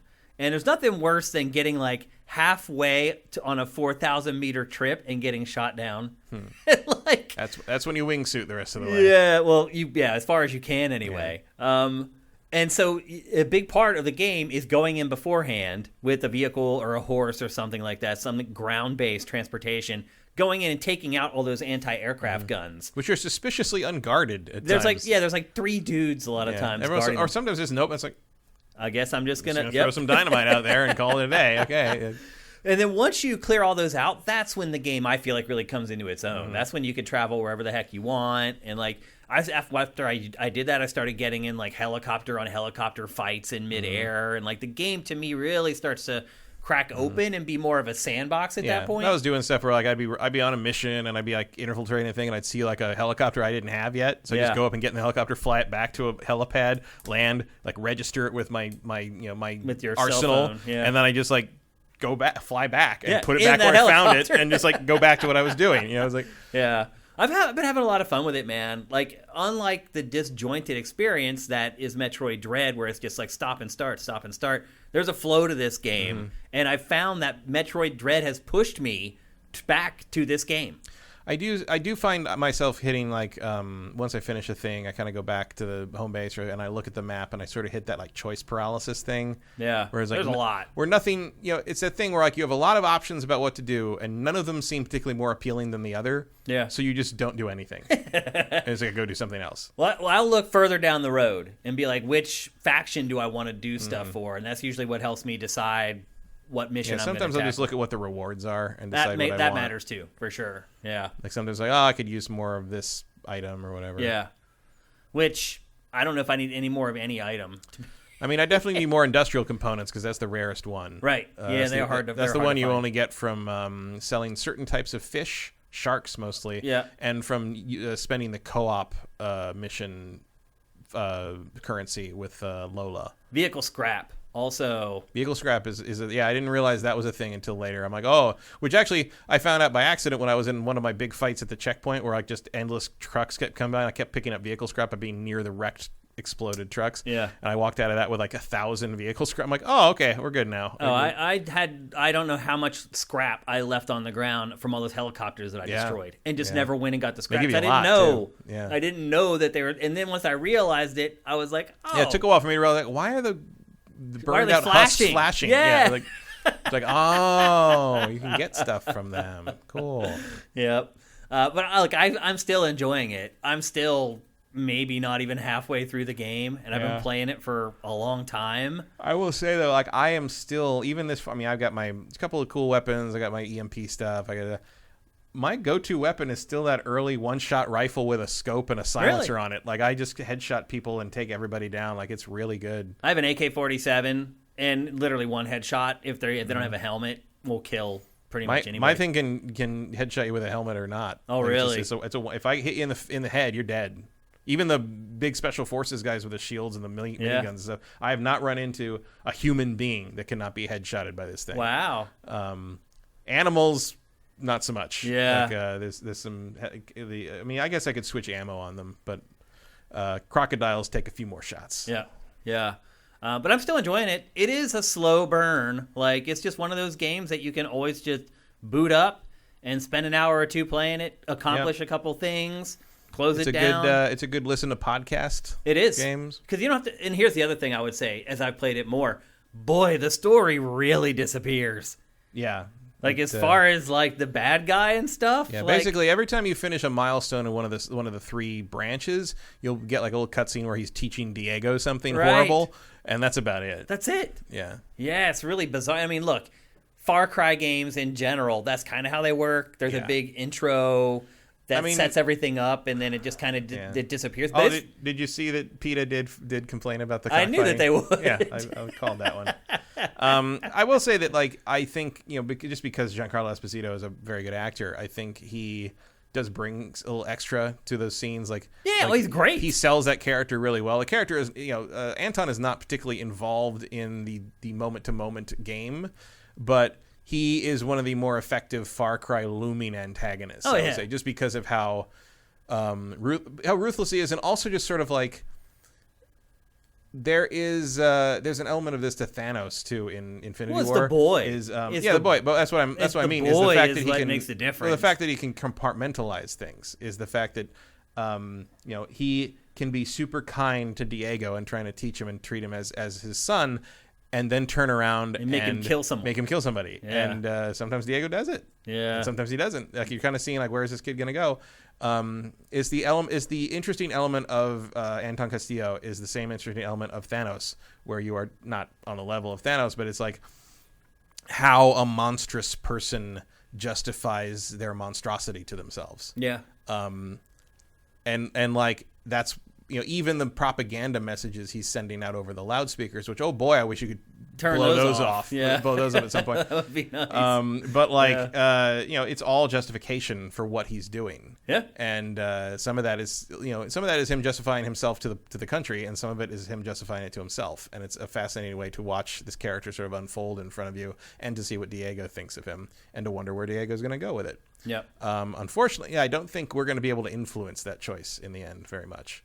But I was kind of thinking early on when I first was hearing about how this game worked, that maybe what Danny does or chooses to do might influence how Diego reacts by the end of the game. Yeah. I feel like that's not in the cards. Probably not. There doesn't seem to be a lot of consequences or choices to make. Yeah, I mean, I don't know if I've made any choices that not really seem to. I mean, that would be a new element. That'd be a new wrinkle for a Far Cry. Which would be cool. Something I thought of when I was seeing some of the marketing for this. But yeah, I mean, I feel like the marketing for this kind of leads you in that direction. It does lean in that direction. It makes you think that like you can decide whether he drops that grenade, like that initial debut trailer where he's holding the grenade over the crowds, and you're like, is he going to drop it? He's going to drop it, and you're like, is Danny down in that crowd? Right. Like I felt like that was going to be part of the game, was influencing the son to become good or bad. But you're right, it doesn't look like that's going to be the case, unfortunately. But that's something to look forward to maybe in future installments in the franchise. Yeah, it's an idea. But I'm still playing this. I'm still going forward. I'm still enjoying it. I'm still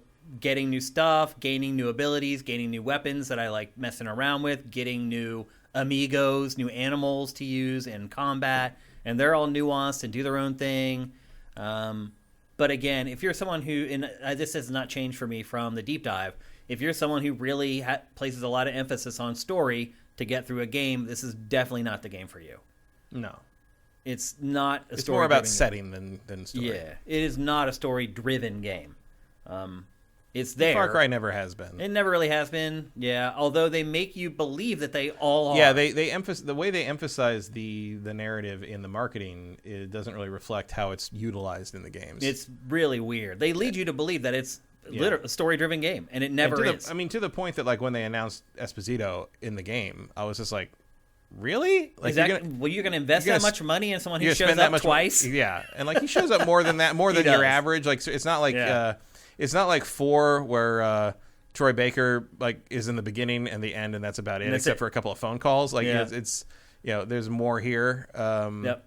But it's a weird thing, and Diego is a real, a legitimate actor. It's the kid who voiced Miguel in Coco and has had some prominent roles. Like, I wasn't aware of that. He is a working, like, high ranking, high level actor. Like, it's not like they skimped on any of that. Yeah. He's in all, and he's in all the commercials too. Yeah, he's voicing all the commercials, and they got their money's worth out of him. Yeah, but, I'm surprised they got him to do all that stuff. But what's his real name again? I can't remember. I can't even remember his name either. And I love him. He was amazing in Breaking Bad and Better Call Saul and all that stuff, but I never remember his real name. Oh, you mean Giancarlo Esposito? Yes. Yeah. That's him. Yeah. He's quite skilled.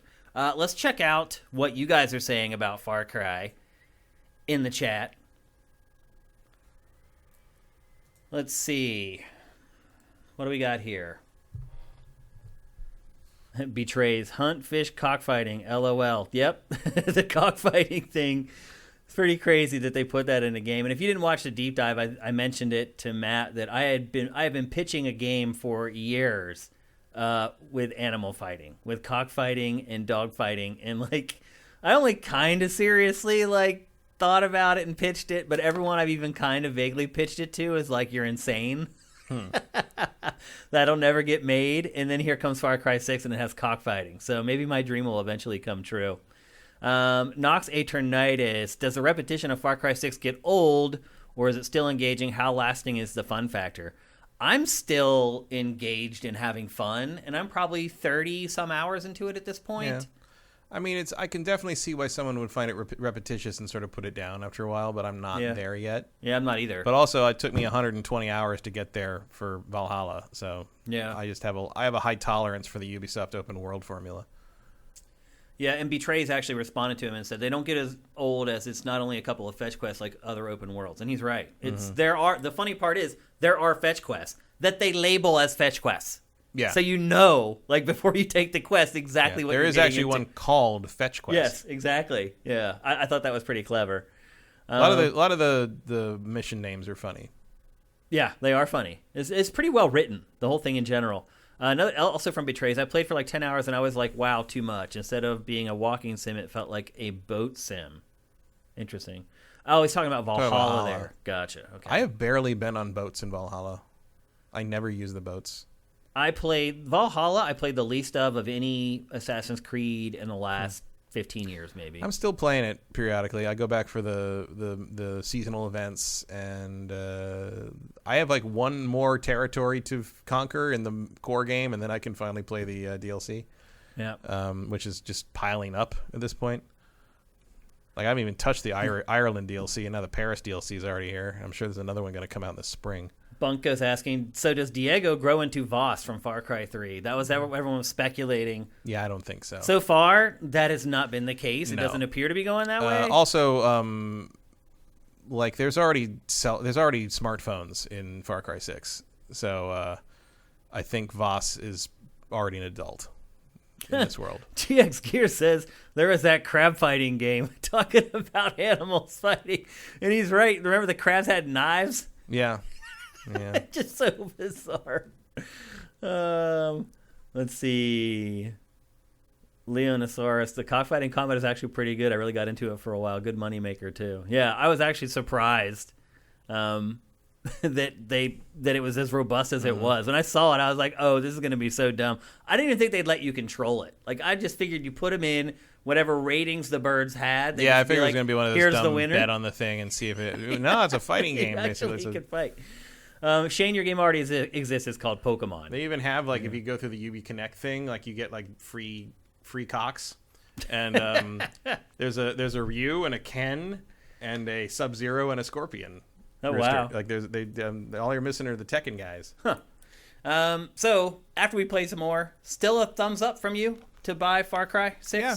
I mean, I think it does what it says, and it says what it does. Yeah, I'm still happy with it. I'm still playing it. I'm probably getting close to 40 hours at this point. Yeah, I do still think like if you don't like Far Cry, this is not going to change your mind. No, but, this isn't like a total like rework of the franchise. No. It's going to flip your opinion on it or anything. No, but it is different enough that I don't think it feels stale if you've played the others, and it is the same enough that it's still going to deliver that sort of comfort food experience. Yep. It's different enough. It's a good balance. It is. It's different enough, and it's been long enough since the last one that I feel comfortable recommending that people pick it up. And I'm looking forward to that Blood Dragon remaster for some reason. Well, remember, there's also the Crazy Villains DLC the villain that's stuff coming, is coming for this. I don't know how that's going to work. I don't know. I mean, Voss is first, so right. I guess we'll see. Yeah, and maybe that guy. I don't think he is. I don't either. But that guy was super happy to be back as that character. That was fun. That was a fun interview. I'm guessing he probably hasn't done a whole lot since then. Probably not either, but it's like he really liked doing that character, and also he got to play that character for like 2 scenes. Like they killed that guy off like early on in Far Cry 3. It's very weird. This is like he was like the whole. He's on the cover. Campaign. And he's like, wait, he's gone. It's like Act 2. What's going to happen now? I remember. I was like, wait a minute. Like, I thought he was supposed to be the bad guy through the whole game. And we just spoiled it, but whatever. That game's old. Oh, spoilers for a 9-year-old game. Yeah. So anyway, there you go. That's Far Cry 6. That's probably the last time we're going to talk about it because we did do already a 50-minute discussion on the game. But I just wanted to come back here for game because honestly, obviously, a lot of you guys didn't watch the deep dive. You're only going to watch us talk about it on GameFace. So wanted to make sure we at least gave you a light version of our impressions here on the show and to kind of catch you up on how we felt after we continued playing it and going forward. And we both still like it, and we both still recommend that you should that's right. He's on Better Call Saul. Oh, he is? Oh, that's right. Yeah. That's right. That guy. Think about that. Yeah. How both of those guys are from Better Call Saul or Breaking Bad, and now they've both been villains in Far Cry games at Ubisoft. Interesting. I mean, those are good shows to look at for casting villains. Really. I'll be honest with you, I had never connected those dots. What's Bryan Cranston Voss doing? Was that guy? Yeah, he's Nacho. Yeah. Wow. What's Voss doing? What's Bryan Cranston doing? He could be a good Far Cry he's villain. Next. He doesn't seem to be doing a whole lot actually, which is interesting. He's rolling in his Just Breaking counting Bad his money. Yeah. Breaking Bad syndication money. He's gonna be rolling in for a long, long time. All right. And actually, Malcolm in the Middle.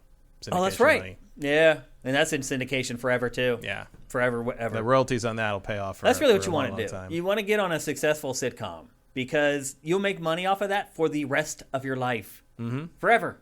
You'll always make money. Those royalty checks will roll in. Oh yeah. For the rest of your life. I got friends who did commercials 20 years ago. They still get like $400 every couple of months. Yeah, from it. Like it pays off. It's insane. Yeah, there is a long tail to acting. Yep. Which is why people are going on strike right now. Yep. One of the reasons. Yep. Big money involved. All right, let's move on to our last topic of episode 274.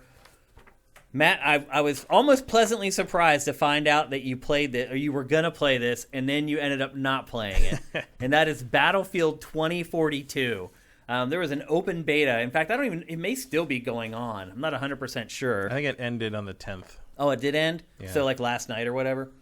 I think it ended Monday, if I remember right. Oh, okay. It's like overnight, Sunday, Monday, something like that. Okay. Or no, maybe it was through the 3-day weekend. I can't remember. It's over, though. It ended. So I was talking about earlier, about how I was playing a bunch of games this week, and a lot of them were extremely frustrating. And so one was Metroid Dread, obviously, based upon the discussion Matt and I had about it. The other one was this one, Battlefield 2042. When I first started playing this game, Matt, I could not stay alive for more than 3 seconds. I literally, 3 seconds. In fact, I'm going to start showing you this B-roll right now. This is raw B-roll from when I first started playing. This is, in fact, the first match that I ever played. And at first, I was like, oh, I'm going to scrap all this footage because now I'm actually good at the game, and I don't play it, and it doesn't look like this anymore. But I decided it's better to show you guys exactly what happened to me when I first started playing this game in beta. So I'm going to fire off the B-roll, and again, this is raw footage of the first time I played Battlefield 2042.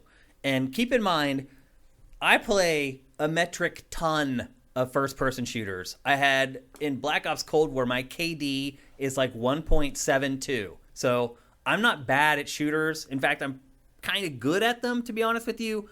And I just got annihilated the first 45 minutes that I played this game. First thing I should say while we're looking at this screen is this is how you choose your loadout. There are specialists, Matt. So earlier you're talking about specialists, blah, blah, blah. Well, now they're in Battlefield. Mm-hmm. Instead of classes, there are now specialists. And each specialist has 2 exclusive pieces of gear. And then the rest, you can just do whatever you want with. So when you choose a specialist, you aren't locked into oh, I'm a sniper.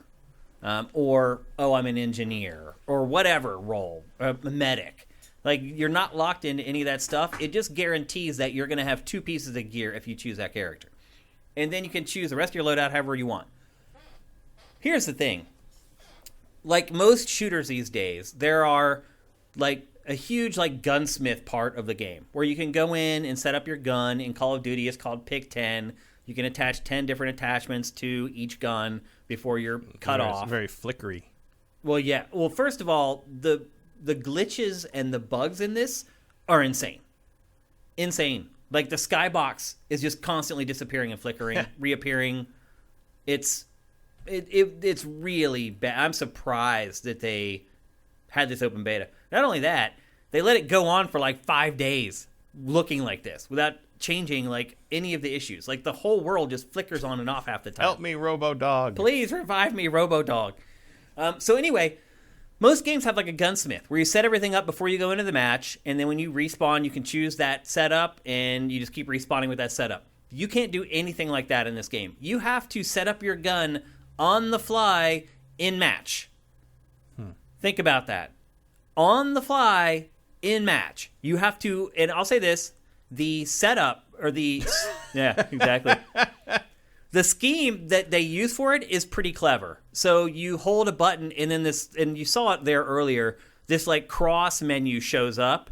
And so if you want to select like something on the top menu, you hit like the triangle button on a PlayStation controller. If you want to cycle through the ones on the bottom tree, you hit the X, and it's just basically mapped to the 4 face buttons. And so you can do it really quickly, but you have to do it every time you spawn. So you die. You respawn. Which one is parachute? There it is. You have to choose your loadout on the fly every time you respawn.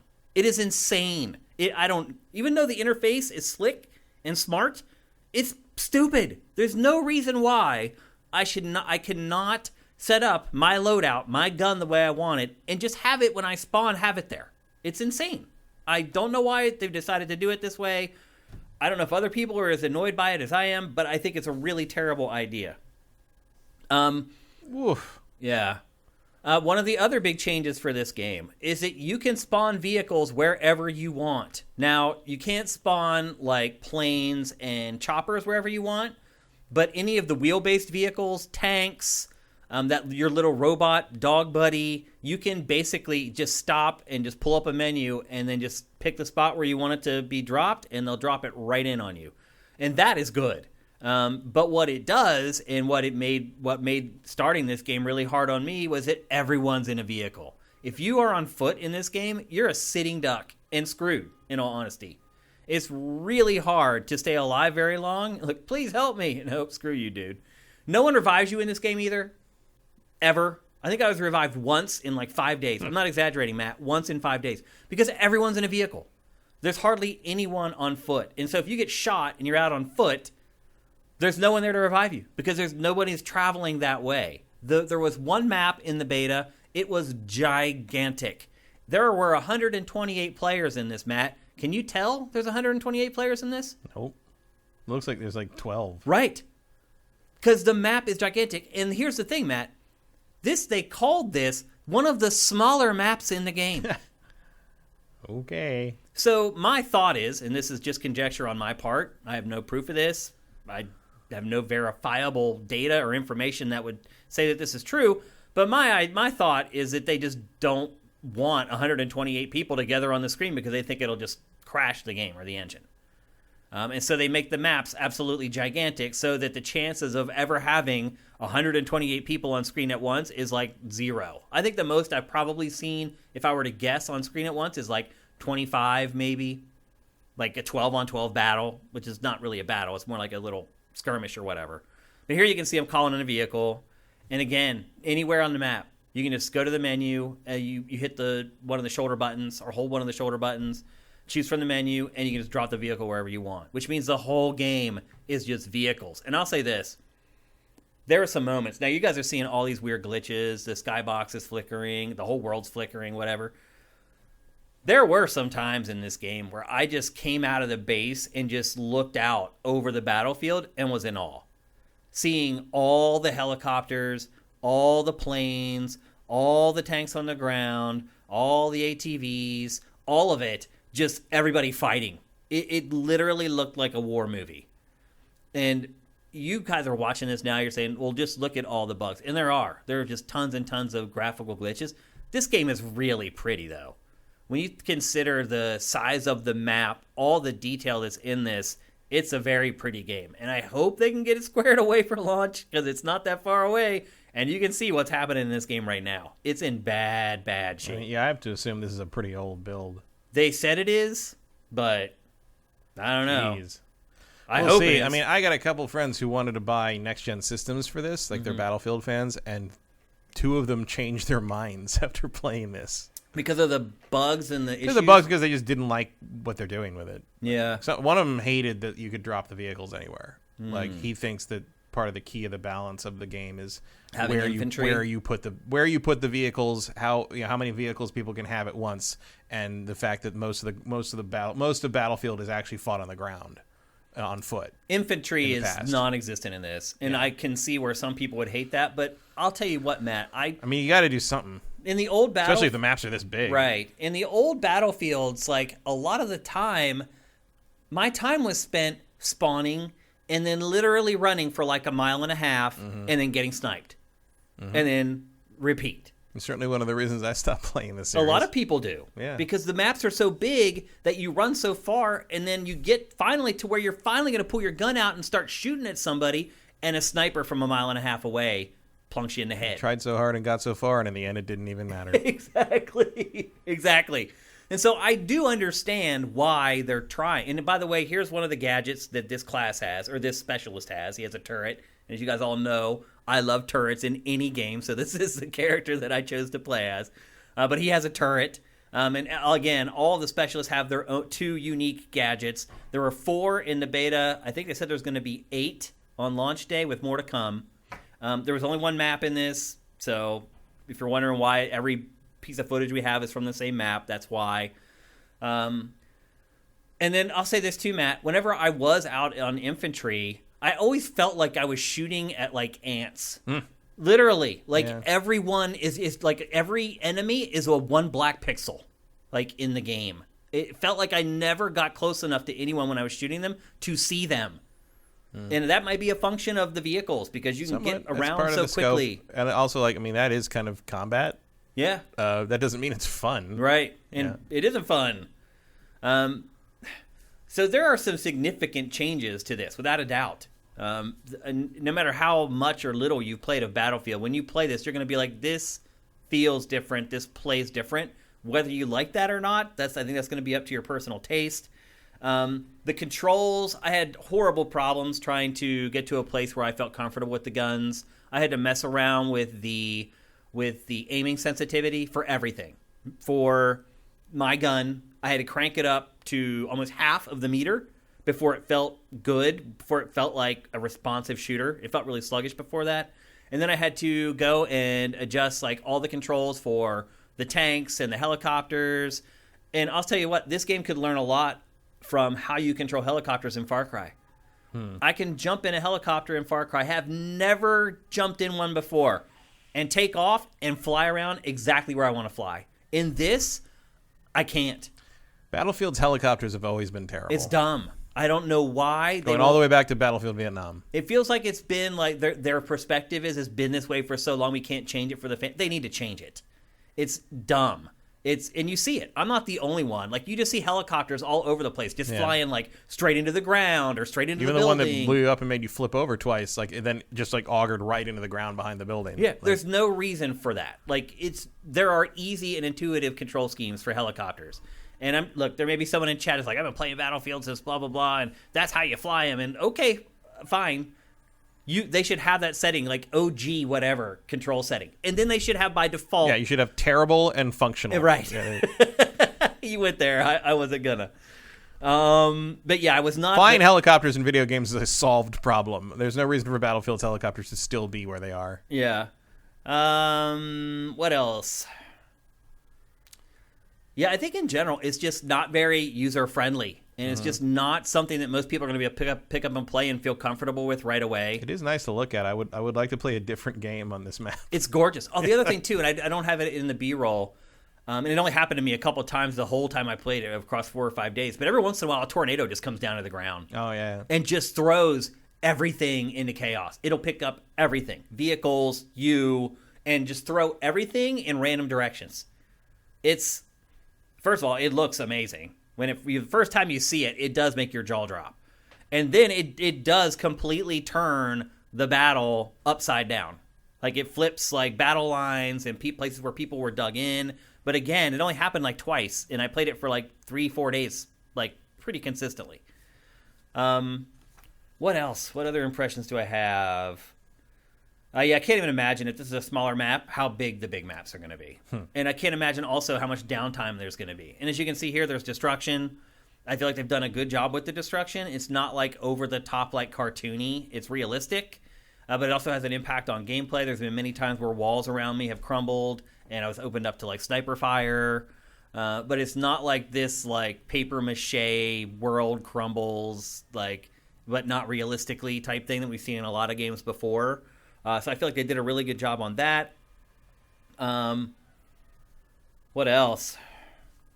It was hard sometimes to tell if someone's your teammate or an enemy. There's a delay. I've seen that. Yep. In the footage. There's a delay of the green dot popping up above their head. So I don't know how many times. I'm glad team damage is turned off because I would have killed at least like 50 teammates in the few days I played. And that's something that hopefully they can get fixed. There's lots of little stuff like that you're like, oh, you just assume it's going to get fixed. But it may not. And if it isn't, it could be a big problem. Like a really big problem. If you don't know who the enemy is, that can ruin the whole game. But I'm assuming that that's something that they'll finally get figured out. And there were just tons of bugs. It is a beta, but I haven't played a beta this buggy in maybe ever. It's really that bad. I've seen crazy stuff like entire choppers just fall through the ground, like, and then appear, like, shoot up through the top of a building, like, just bonkers, crazy bugs. So there's a lot of bug squashing to go.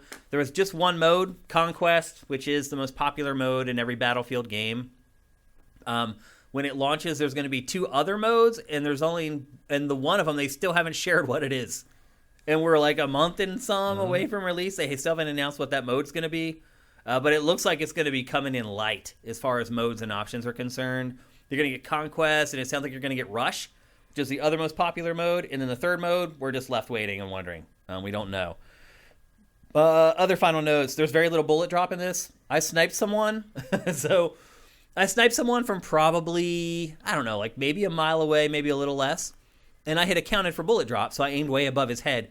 And that bullet literally didn't drop at all. So then my next shot, I just aimed right for the head, and it killed the enemy.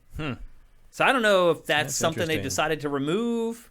Yeah, I don't know. I used to be really good at that in accounting for the bullet drop in Battlefield. Like I used to be able to like across mountains, like hill. Like I would just be like I would play with. You remember Abby? Yeah, Abby, of course. I would play with Abby, and she would mark them. She would play you'd mark them all, and I'd just be like, and they'd all just drop. Nail like them. It was something about the way the distance the bullet drop worked, like made sense in my head. And I've never been able to get used to bullet drop in another game ever again. Like I always expected to be like whatever that Battlefield was I was playing, and I can never get it that back. mental calculation, it was just right in your wheelhouse. Yeah, apparently. I don't know what that was. Well, there's no bullet drop in this. All right, well, now. we're good then. It's really bizarre to fire a gun a mile away and the bullet not drop even a millimeter.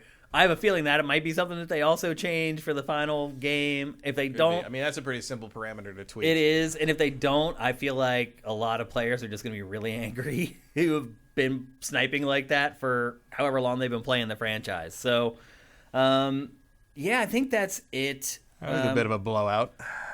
And I would also say that a lot of things that a lot of other games do well, like clamoring, like climbing over obstacles and stuff like that. Like this game is still like rusty for that stuff too. Like you may have seen earlier in the B-roll, I was trying to hop sideways up onto a ledge and the game just doesn't let you do it.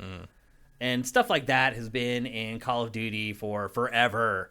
And it's things that you would just assume would be in any modern first-person shooter, but not so. So there you go. That's my experiences playing the Battlefield 2042 beta. And so anyway, the footage that you saw right there was literally my first match and my first maybe match and a half or whatever. I did eventually start to figure it out. And figuring it out means learning how to spawn the vehicles and staying in vehicles until you absolutely have to get out of the vehicle.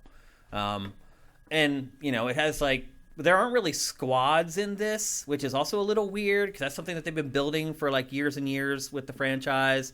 The whole squad mechanics and everything, but you can spawn on anything, like really on like any player, on any vehicle, on any of the capture spots. Like you can just spawn wherever you want. I wish you had a little more say on, okay, I want to spawn in this helicopter, but if I can't be a gunner, I don't want to spawn in that helicopter. Because there's a lot of times you're like, oh, I'm going to spawn in the heli, and you spawn and you're just sitting there. And you can't even use your gun sometimes, depending on the position you're at in the helicopter.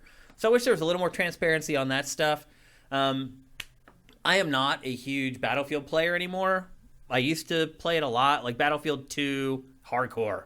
One of my favorite shooters of all time. I've waned over time since then. I tend to play like some will catch on with me, and I'll stick with them and play them. But generally, I play them for a week and then kind of pass it on and start playing something else. I certainly have never gotten into one to the degree that I did 1942. 1942, I played hundreds of hours. A lot of people did, yeah. And Bad Company 2, I think, was the second most played. because it had building destruction. Like it was bringing in terrain deformation, building destruction. I thought that was compelling. The fact that by the end of the Gold Rush match, you were basically fighting on Mars. Everything was gone. It was just like barren wasteland. It was great. Yeah. Like the change in the terrain in the battlefield was really interesting. It changes everything. Yeah. If you don't have cover, it's like, where are you gonna go? Yeah. Nowhere. You're gonna stand and fight. And it was, and it kind of funneled everybody into usually into the building that held the objective, which was like one of the only things you couldn't destroy. Yeah. So like you'd have like these big shootouts, and it would funnel everybody into these big shootouts where you actually got to see everybody, kind of thing. It was those are good. I just haven't nothing's grabbed me in Battlefield since that, really. Yeah. Single player either. Like the campaigns have been terrible since Bad Company too. Yeah. I enjoyed the Bad Company campaigns. That was the only good one, I believe. Those characters are the only thing they ever hit on in that series, and it's weird that they've never gone back to them. But. I mean, I will reiterate this. So all that footage was from Xbox Series X. I played it on Xbox Series, and there are some moments that are like spellbinding, where everything, like, there's no glitches, the game's running the way it's supposed to, and you just see the war. And there are moments where you're like, hot damn, like, okay, we're in like next gen. And that's enough sometimes to like just convince you to play that extra match. Like, and I know it's hard to see that because you just watch a bunch of B-roll where the skyboxes are flickering and the world's appearing and disappearing. But if they get this thing locked down, there are going to be some moments in this game that are going to make your jaw drop. I'll just tell you. So the stuff is coming, people. The stuff that's going to blow your mind, it's coming. We're just getting it. It feels like in baby steps, Matt. Like, there's just hasn't been, other than Ratchet, there just hasn't been this, like, psh, psh, like, to the face where you're like, damn, like, holy crap. Like, it feels like it's going to be a trickle. And this is kind of like the next drop in the trickle. Part of that is how late everybody got the hardware specs. That could be too. Yeah. So... and the trepidation of moving to exclusive to the new platforms because you gotta wait. It's gonna take longer because people can't get them. Yeah, it doesn't help. That's for sure. So anyway, there you go. That's Battlefield 2042. Have any of you guys been playing the beta? Xeno Ginsui. Thank you for Twitch Prime. Let's switch over here so everyone can check out what's going on in chat. Betrays. I'll wait to get it for free. Every Battlefield game has been given away for free either on Origin or PlayStation Plus. That's true. That is true. Sneaky says Miles Morales had some moments of wow next gen for me. Yeah, it did. Yeah, there's a couple points in there for sure. So does Demon Souls. Yeah. Yep.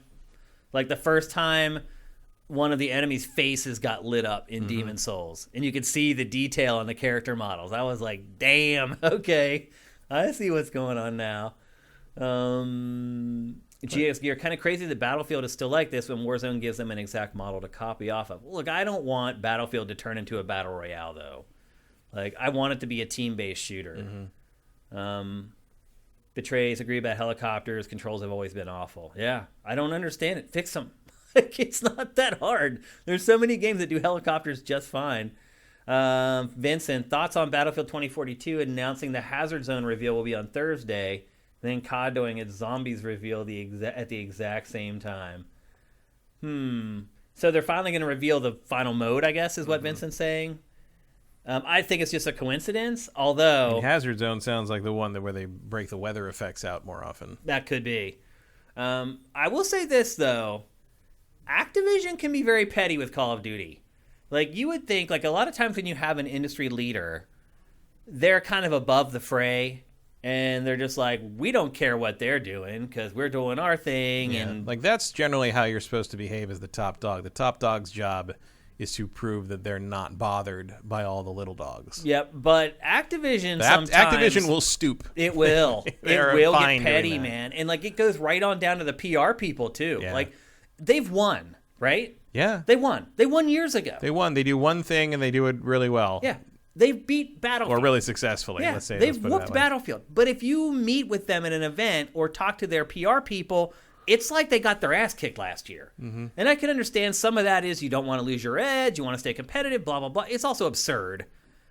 And it makes them look like they're acting like children in some cases. So Yeah, I totally get what you're saying, like hinting at that maybe that's happening here again. I tend to believe that was probably just a coincidence. I would also argue that COD Zombies, even though I don't give a crap about COD Zombies, is going to destroy the Battlefield 2042's Hazard Zone announcement. There's way more people who care about COD Zombies. Unless there's zombies in Hazard Zone. Yeah, it's a crossover. Imagine that. Now that would bring the house down. If somehow EA and Activision partnered together for something in their shooters, but that is not going to happen. Odin5 says, remember the S show of the Battlefield 4 launch? Oh, yes, I do. Let's see, you guys have any other comments about Battlefield. Did Battlefield 5 do well? I remember it coming and going without much fanfare. It did not do well. It did not do well at all. It's been an up and down story for Battlefield. Mm-hmm. Like, one game will come out, people will love it. The one will come out the next year, it'll tank. It's not like Call of Duty where it has this built-in 20 million sold no matter what. That's just not how it works for Battlefield. People tend to wait for reviews and things like that before they make their move. So Shane AAA 28, thank you for Twitch Prime. I see you. So there you go. That's Battlefield 2042. And unfortunately, the open beta is over now. I would not be surprised if another one comes along. I'm sure there'll be another one. Yeah. And I recommend jumping in. Just be patient. Like, that first hour is rough until you start figuring out how things work, until you learn how to the mechanics of, like, calling in the vehicles. Because when you're on the ground in that game, you are a sitting duck. And so players learn very quickly, get in a vehicle, and that's what they do. And it really is a vehicle-driven shooter more than anything. Driven everywhere. Literally, yeah. And once they start showing off some of those bigger maps, you're going to need them even more. So there you go. That's Battlefield 2042. And now it's time for Name That Game. Matt, you're on a bit of a tough streak here. Mm-hmm. You haven't won in 3 weeks, is that right? Something like that. But as I said last week, Matt isn't supposed to win. This is me trying to give you guys free Sifted stickers. And I've seen some comments, people asking if these stickers are for sale. They are. Just go to sifted.net/store/store. And you can buy the stickers for $8. Or you should add a thing to the store where you have to answer like a trivia. The CAPTCHA should be a trivia. When you have to do the CAPTCHA to make sure that you're not trying to rip us off or whatever. Identify all games produced by Hideo Kojima. If you're new to this is a little quiz show that we do at the end of every episode of GameFace. And if you win, you get a 6-pack of Sifted stickers. And it does not matter where you live. We've sent them, in fact, now it's been Portugal, Canada, UK, and then everyone else has been in the US. So we'll send these anywhere. So I know a lot of times if you watch a stream and you're like, oh, I live in Europe or I live in Asia and I can't win, you can win. And we will send them no matter where you live. And how it works is I have a series of clues, usually 5 clues, and they become more obvious as we go. And what you want to try to do is guess the name of the game before that guy. And he's really good. And because he's really good, we err on the side of caution for you guys. So after I finish a clue, I'll give you guys like 15 seconds, and we'll look at chat and see if anybody comes up with the name of the game. If Matt says the name of the game correctly, I will look over at chat, and I'll give you guys a couple beats for somebody to put the name of the game in chat. If it doesn't come up, Matt wins, and y'all don't get any stickers. I think that's it, though. It's pretty simple. And like I said, the clues are very obtuse at first, and they become more and more obvious because we want you guys to win. We're not trying to, like, stump you guys. We want you to win the stickers, and we want Matt to win, too. So here we go. Let me get my sound effects up here and ready to go. Ready for the first clue, Matt? Sure. All right. Here we go. Name that game. Loki has machines, and he's not afraid to use them. Too human? Yes. Wow. That's good, Matt. That's impressive. I had forgotten even that Too Human was based on Norse mythology. Oh, yeah. I just played that like last year. How did you guess that so easily? I don't know. Norse mythology plus machines, too human. Wow. The only mech machine. I told you he was good. I never dreamed that would give it away.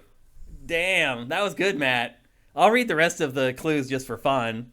The next clue was man or machine, your choice, because you could choose whether you were a man or a machine in the game. The next clue was not many people liked me, but True. Epic and its Unreal Engine were definitely not fans. Because they ended up they were sued. Yeah, that's what ended. What was Silicon Knights. Yeah, Yeah. that and they'd stolen some tech and put it in X-Men Destiny too. Yeah, they actually Too Human was like removed from existence.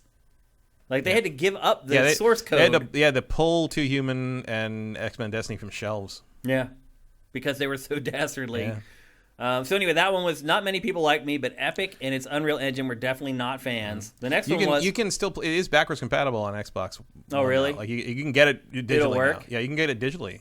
Like okay.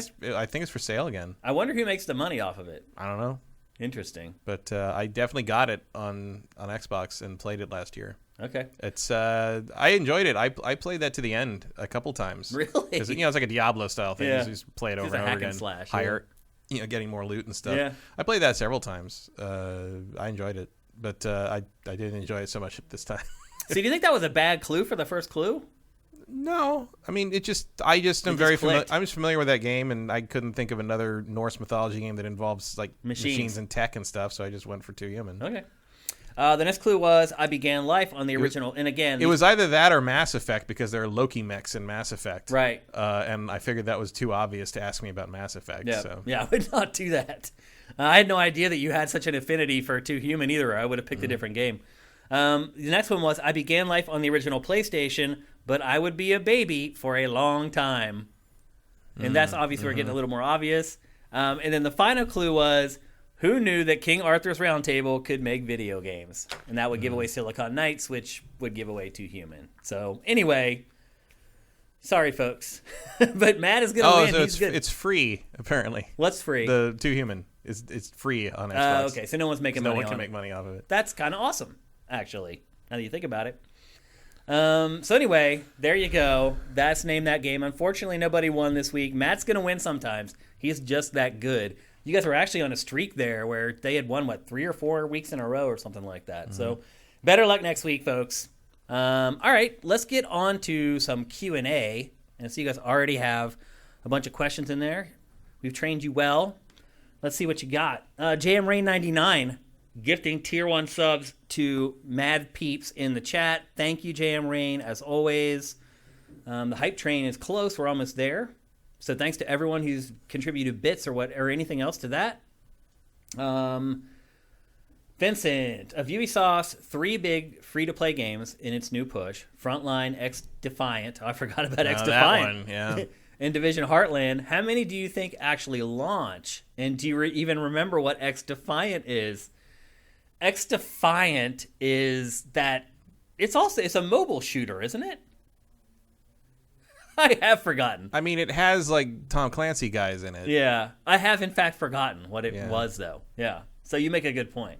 So to answer your question, I think all 3 of them will come out. They will all launch. Yeah, it's Ubisoft. Like it doesn't really bail on stuff like that. So even Unlike when it Beyond should, Good and Evil 2. even when it should sometimes, it doesn't. It still keeps supporting them. So yeah, I think all 3 of them will actually end up launching. One Super Master Gamer, what is your game of the year right now? I don't know. I think I'm probably still sitting on Ratchet. Me too. Yeah, I'm still on Ratchet. I have a very hard time seeing down the line what's going to beat that. We'll see. And we're not going to answer that question again until our Game of the Year awards. So that was your last glimpse into what we're thinking right now. We're going to go through Q4 playing all the games, and you'll have to wait until our GOTY episode before we leave for the holidays to find out what our pick is. So here it is, our last glimpse at what we're thinking, and right now we're both still on Ratchet and Clank Rift Apart. I'll say this, though. There have been a couple of games that have come out recently that have challenged a little bit, more than I thought they would. Odin 5, will either of you do any segments or contributions to the new G4 TV now that it has an official launch date of November 16th? How do you feel about that show coming back? No plans for it. Yeah. I mean, as far as I know, the thing that they announced for November is just going to be they're going to repackage stuff that happened on stream into episodes. So it's going to be like a highlight reel almost of the stream content. So that doesn't really sound like this show. In my it doesn't head, sound like anybody would be creating content. No, I to mean, answer his question, they'll still be producing live stream content, but it will just be sort of like a repackaged stuff for now. Yeah. I'm sure there are bigger plans in the works, and it is going to air on TV and play. It is actually going to be on television, I believe. I can't remember what the network was or what the channels were, but they are there. There's wheels turning. It's been a slow build up. Yeah, I don't. I got other things to do. Really, it's not like I would say no to like some quick things if they got me involved somehow. But like, also like I did G4, I did that for 12 years. Yeah. And like now, back in the day we were with it, and now what's it has changed, and the things that are it make me just confused and scared. It'll happen to you. So let the kids play. Yeah. I don't know what the hell's going on there, to be honest. It doesn't seem like they have any direction. They announce non-announcements. Yeah, they announced their thing today, and everyone's like, "Well, wait, what does that mean?" They're like, "Well, we'll have to go and see." It's like, okay, no, you've been doing that now for like 9 months. I mean, the clearest messaging has been from Sessler. If you look at his Twitter today, he has the most details on what is actually happening. So I would say just follow him and pay attention to what he says. Uncle Adam will not lead you wrong. Yeah, and as far as how do you feel about that show coming back, like, I don't know that X-Play is coming back. I mean, there will be something called X-Play. I mean, they've already been calling segments X-Play, but it's not X-Play. No. It's like Adam, like, just talking. It's Meet the Cess.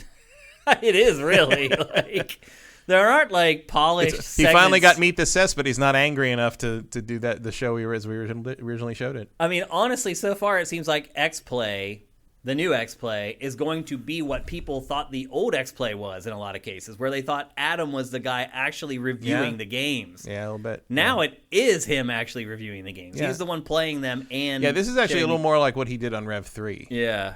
It pretty much is exactly what he did at Rev 3.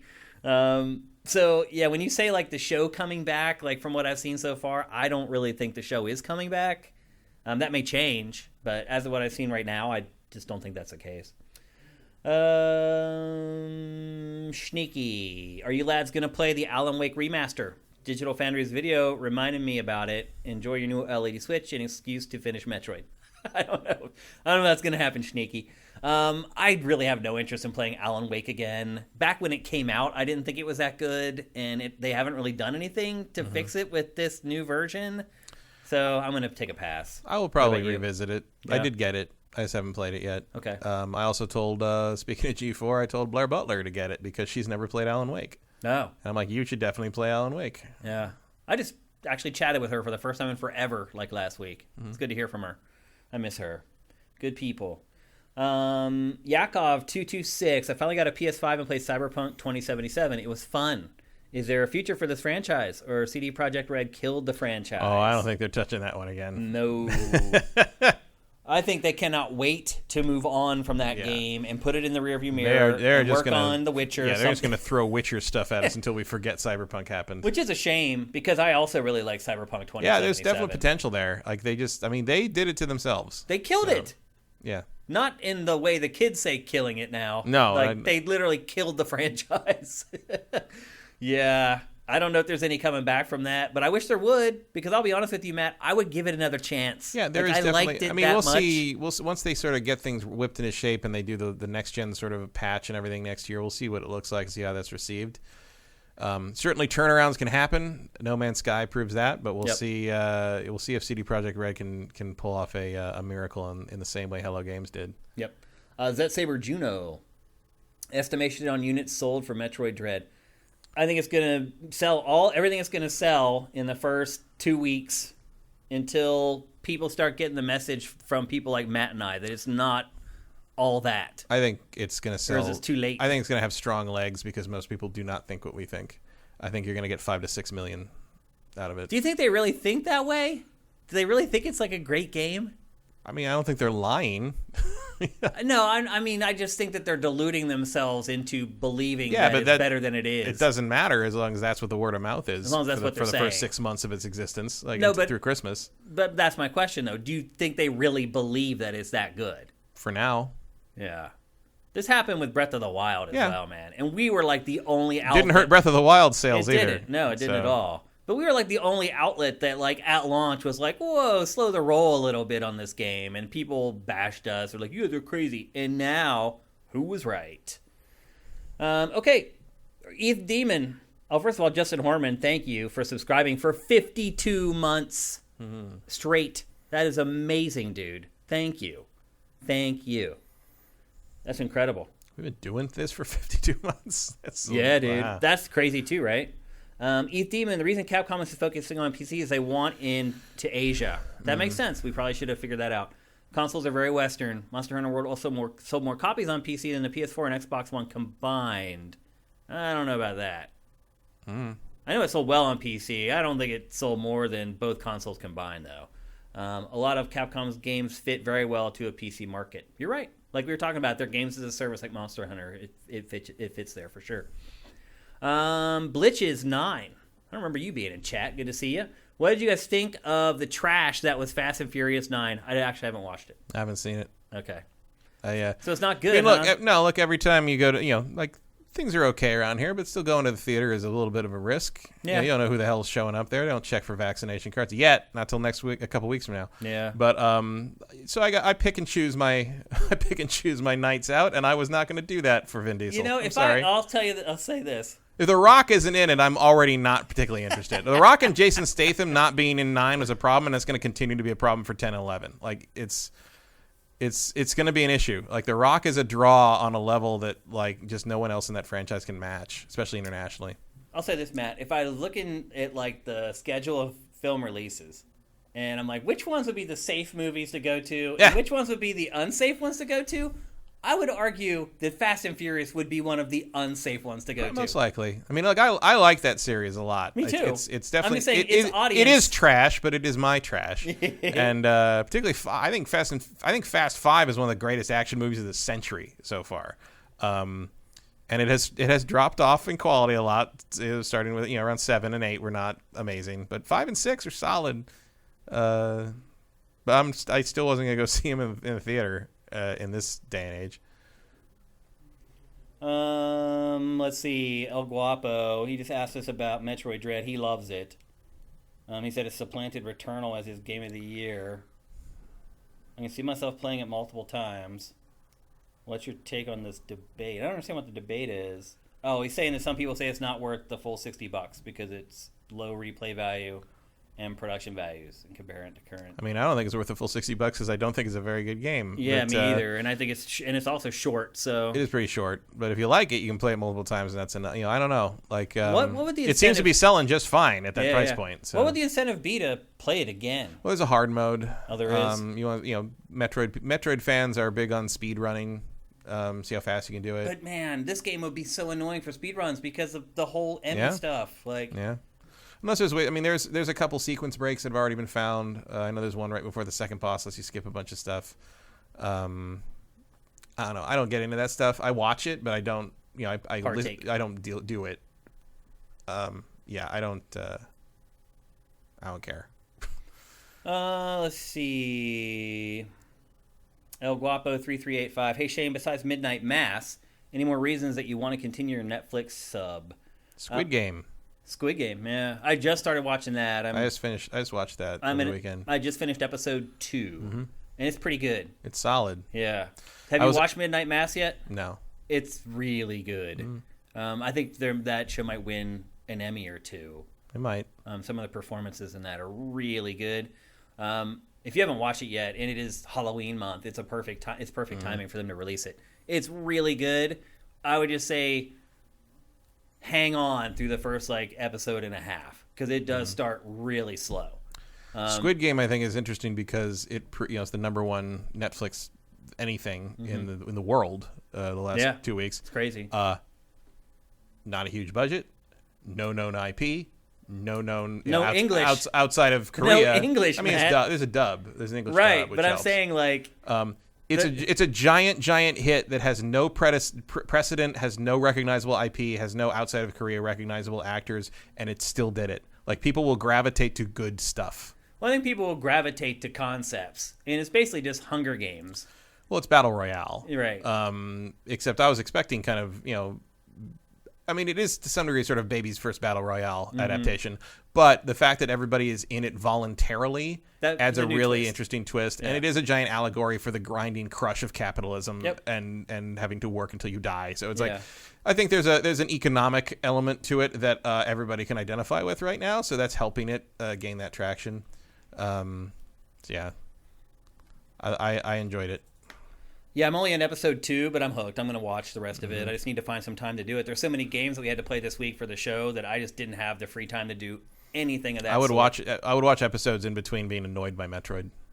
If I needed a break from Metroid, I just watch Squid Game and relax. Yeah, that's funny though, because most people would view Squid Game as like this intense, like it's really not though. It's not. I've seen a lot of it's lots of downtime. Seen a lot of Asian horror, Asian cinema stuff that it goes way further than Squid Game ever does. Oh yeah, absolutely. It's pretty tame as far as violence and stuff like that is. But it's a good gateway into that kind of thing. Yeah, I've enjoyed it so far, but I really love Midnight Mass. Again, if you're gonna watch it, you got to make it through the first couple episodes. There's a lot of setup going on. And then episode 3, it just kind of takes off. And from then on, like the guy who plays the priest in that, he's a really good actor. He's been in a couple other things that I really liked. And he just nails it. Just nails his performance. He creeps me the F out. And that means that he's really good at what he's doing. All right, we'll take a couple more questions here. Matt, do you think Eternals will be good? From Les Dev Ed. Internally, Marvel Studios thinks they have another Best Picture nominee. Okay. It's also directed by the woman who won the Best Director Oscar last year. And Eternals, here's the thing. Eternals, I would say, in terms of the comics, is Marvel's least interesting IP. The Eternals, I'd agree with that. The Eternals are just the fact that anybody made an Eternals movie is amazing. I was surprised that they're making a movie. But here's the thing: Chloe Zhao came to Feige and pitched it and said, "I want to make this movie." I mean, I'm assuming it's largely based on Neil Gaiman's reinvention of them in the late 2000s, not the original Kirby stuff, which is literally unreadable today. Also worth noting that because they talk about in the trailer about how they're fighting the Deviants, which are like these monsters. In the original comics, the Deviants were basically just like they were Eternals that were from like another place and didn't have white skin and had weird chins. And Thanos was born to Eternals but had deviant features, which is why he was made fun of and bullied as a child and became a weird tyrant guy. Wow. So Thanos in the comics is an Eternal, technically. I don't think they're going to get into that in the movies. Yeah. But anyway, Chloe Zhao did pitch this, and they had no plans for an Eternal movie. And Feige said, "Okay, we're going to do that. We're going to do that." And so they made the movie on the back of her pitch. It was not part of their plan. And originally, it was supposed to come out last November. It was supposed to be Black Widow in May and Eternals in November. When they moved the schedule because of COVID, everything stayed in its release order except Eternals, which stayed in November, which is your Oscar contender month. They think they have something here. Wow. So interesting.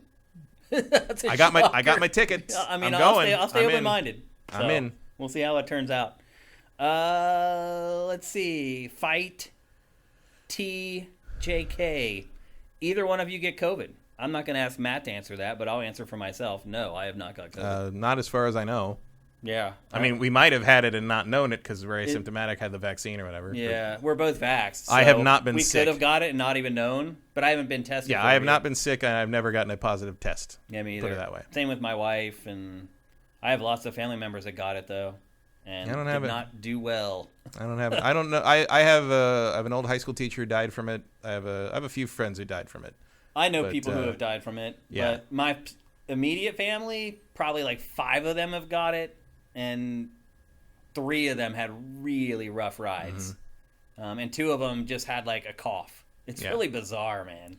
I feel like there's some kind of a recessive gene or something. Yes, that was exactly what I was about to say. I am very certain that in once things are more settled down and research has been done more, I am very sure there's going to be a genetic component to how you react to this thing. I think so too. It's just so random. Like I have a friend's brother-in-law has it.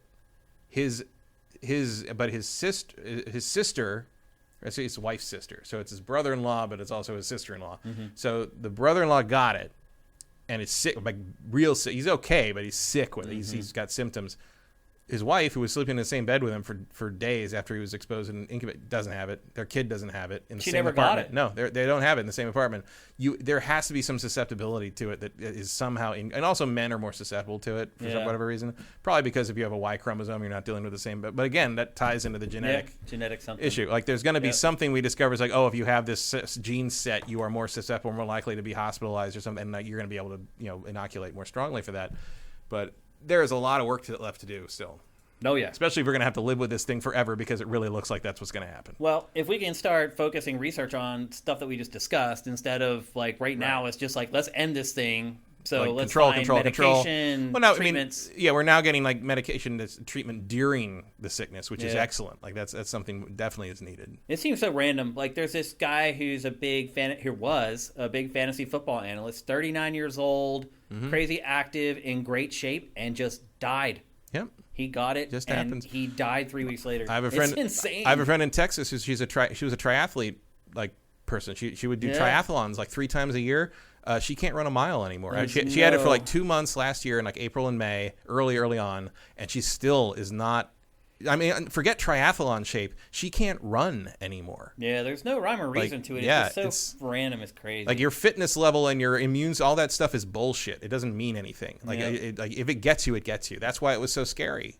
Because like you just don't know how you're going to react to it. It still is. But to my knowledge, I have not had it. Or if I have, it was a very Me too. If I ever had it, I case. didn't know. Yeah, I didn't know about it. Yeah, but we've played it safe. We've been careful. So hopefully you guys are all doing the same and you're all staying safe out there.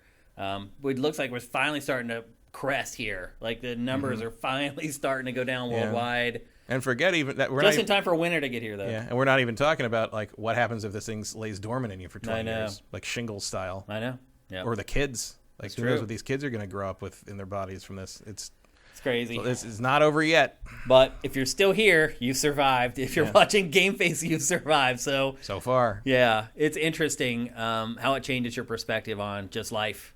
If you have anyone you know that's close to you that gets it, it'll change your opinion on it real quick.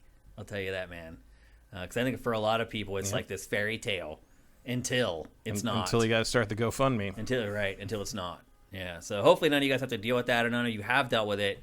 And if you have, my condolences. It's probably the worst way that you could die.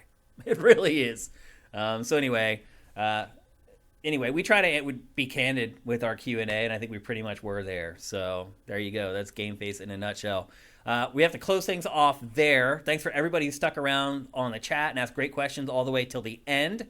If you're watching this show on YouTube, help us out. Go to patreon.com/sifted and pledge some money. Even if it's $1 a month, it makes a difference to us. We've been giving you guys GameFace for free for like 5 years now. It's time to help a brother out. So head to patreon.com/sifted. That goes for all of you guys listening on podcast services out there. Coming up on 6.5. Yeah, it's actually been 6 years. Yeah. So if you're listening to this show on the podcast services, again, go to patreon.com/sifted. That's sifted without the E. And drop us a pledge. We'd appreciate it a ton. We'll be back next Tuesday. Although the next Tuesday after that, we may have to change something because I won't be going out of town for a long weekend. But we'll cross that bridge when we come to it. But Matt, thanks for another great episode. Thanks to everybody on chat. Again, if you want to support us, head to patreon.com/sifted. If you pledge $30 or more per month, you get your name in the show. And we appreciate everyone who does that very much. So you guys have a great week. We'll see you next Tuesday. GameFace is up and out.